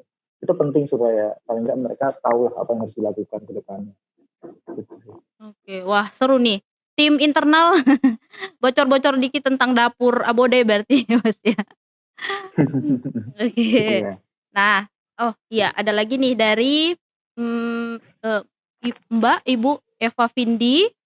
Halo Mas Agi, terus mau Iya. tanya untuk perencanaan atau desain komersial area, apakah Abode juga memberi masukan tenan, tenan apa saja, dan menghitung kebutuhan ruang dari tenan? Yang ketiga, apakah dari Abode propose untuk temporary komersial area berupa kontainer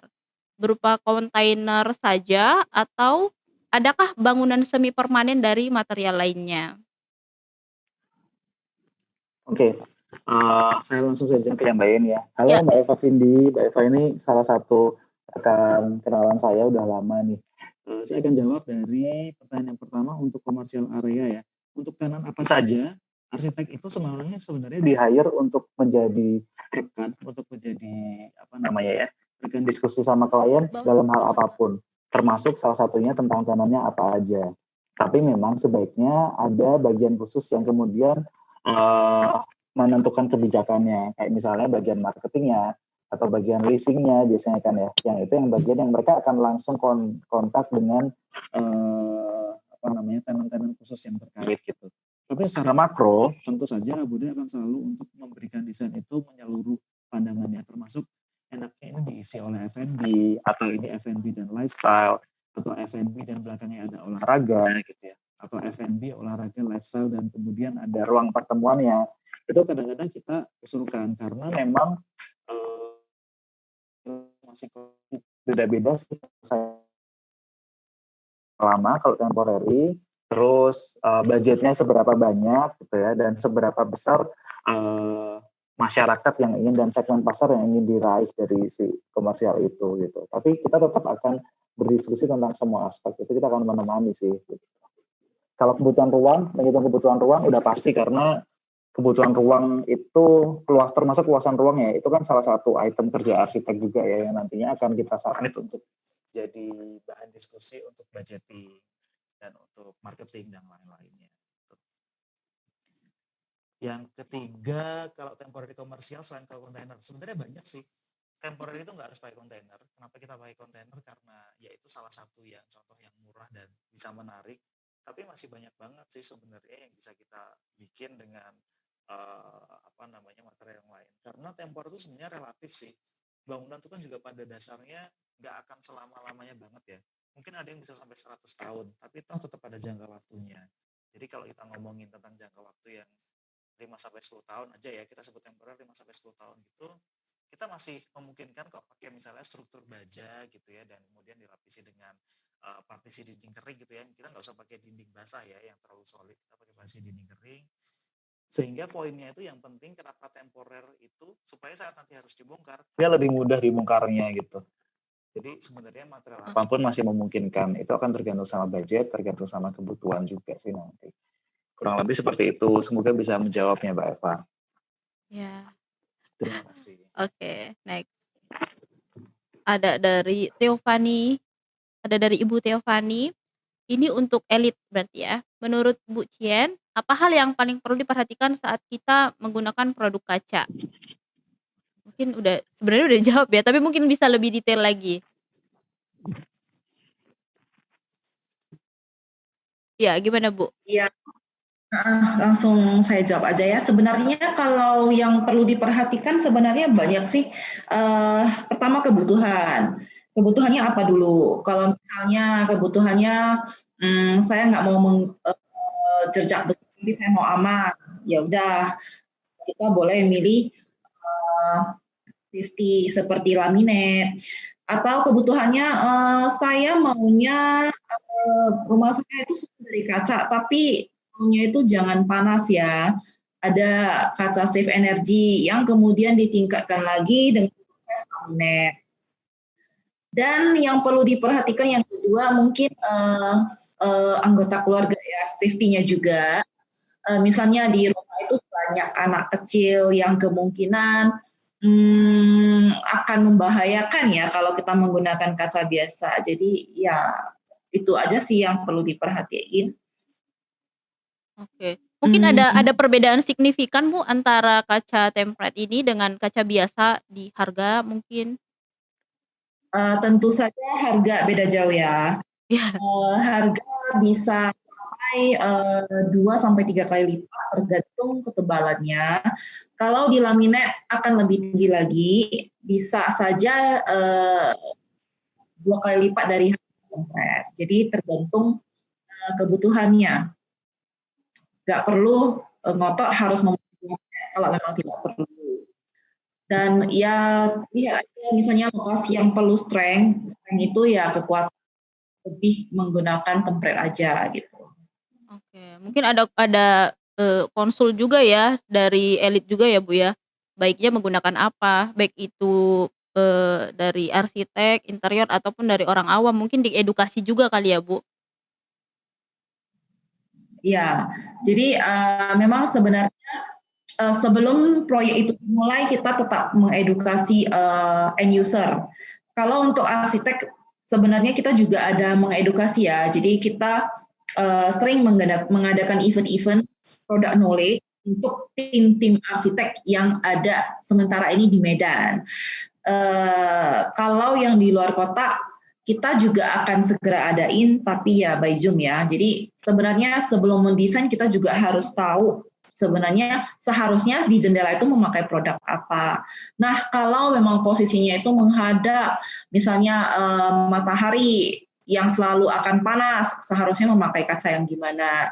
Kalau misalnya menggunakan kaca IGO atau laminate masih aja panas, seharusnya menggunakan kaca apa lagi. Jadi ada juga kaca energi yang di laminate gitu. Baik konsultasi.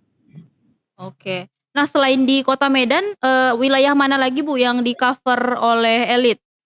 Yang bisa di-cover? Nah, untuk yang sudah pernah ya, yang sudah Ya. pernah kita kunjungin dan kita bagikan product knowledge, sementara ini masih Medan dan Aceh, Kota Aceh. Oke, Medan dan Kota Aceh. Berarti Jakarta tidak menutup kemungkinan atau gimana Bu? Master plan-nya? Tapi mungkin Jakarta kan kita terpisah oleh jarak ya, jadi mungkin kita menggunakan Zoom. Oke, tapi tidak menutup kemungkinan misalkan ada permintaan gitu ya Bu? Bisa. Tinggal hubungi hotline. Jadi kita setting jadwalnya untuk sesi product knowledge kita bagi. Oke. Nah, ada lagi mungkin pertanyaan? Oke, ini untuk pertanyaan terakhir ya teman-teman. Sudah menuju 2 jam ya, kurang lebih tidak terasa. Untuk Ibu atau Mbak Ami Valeri, untuk elit, apakah kaca laminate tempered bisa langsung dengan ketebalan 10 mili atau mesti tetap double 50 +5 juga? Nah, mungkin dijelaskan tadi ya, kaca laminat itu kan memang laminat, namanya lami itu 2 lembar menjadi satu. Kalau kita istilahkan ya, kita yang zaman dahulu di laminat itu 2 lembar plastik di laminat, di tengahnya ada KTP ya. Nah, itu laminat. Jadi yang KTP-nya itu filmnya. Jadi yang namanya laminat 2 lembar kaca. Kalau misalnya kaca biasa dengan biasa, ya udah kekuatannya kaca biasa dan kekuatan kaca biasa yang 5 mili. Kalau terlempar ya bisa pecah. Tapi kalau memang mau tingkatkan, wah ini resiko terlempar batunya besar, ya nggak apa-apa, kita ganti aja ke tempret plus 5 mili tempret plus 5 mili tempret. Jadi yang namanya laminat itu memang dua lembar kaca atau lebih. Jadi ya tetap harus yang namanya laminat ya, harus double atau triple. Oke, semoga terjawab ya, Ibu Ami Valeri. Nah, mungkin sampai di situ saja teman-teman. Jika ada pertanyaan lagi yang mungkin belum kekejar waktunya, bisa langsung ke Instagram atau hotline atau akses sosial media lainnya dari narasumber kita hari ini. Ada Elite Art Glass dan Mas Agi dari Abodai. Nah, saya ingatkan kembali untuk jangan lupa untuk share di IG story teman-teman terkait hari ini ya. Semoga berkesan dan ilmunya terserap dari para ahli. Nah, untuk narasumber terima kasih banyak. Terima kasih Mas Agi Aditama dari Abodai dan tim Abodai, terima Terima kasih kasih. banyak. Dan Thank you. dari Bu Acen juga ya, terima kasih banyak Bu untuk ilmunya secara detail dan Thank semua you. share project-nya, share desainnya. Terima kasih banyak. Semoga kita bisa bertemu di lain kesempatan dan jangan lupa main ke Kohab ya kalau ke Medan. Oke. Ya. Nah, mungkin itu saja teman-teman. Dan mungkin kita ada foto ya terakhir. Boleh dibuka visualnya. Nggak apa-apa ya. Jangan malu-malu dong. Jarang-jarang nih foto bareng. Oke, mungkin ada beberapa kali ya karena melihat peserta lumayan juga nih angkanya, jadi secara visual dari Zoom-nya hanya tercapture beberapa, jadi ada beberapa kali nantinya ya. Oke. Mungkin prepare dulu beberapa detik. Udah oke nih? Nanti saya hitung ya. Oke. Kloter 1. Oke, kloter 1. Saya hitung ya. 1, 2, 3. Oke. Oke, senyuman termanis lah ya. Wajah-wajah tidak terkontrol di sore hari ini. Oke, yang kedua nih. Kita kayaknya 3 kali ya. Ini yang kedua. 1, 2, 3. Oke, terakhir. 1. Oke. Pelan-pelan ya. Oke. 1, 2, 3. Oke, terima kasih banyak. Terima kasih teman-teman sudah menyempatkan waktunya bareng kita di sini belajar lagi. Kita tetap ada di setiap bulan ya. Next bulan berikutnya Maret, tunggu aja info selanjutnya di Instagram Kohab tentunya. Nah, mungkin itu aja dari Kohab. Terima kasih banyak teman-teman semuanya. Waduh, seru banget nih sore hari ini. See you next time Kohab. We learn, collaborate, and we grow. Bye-bye.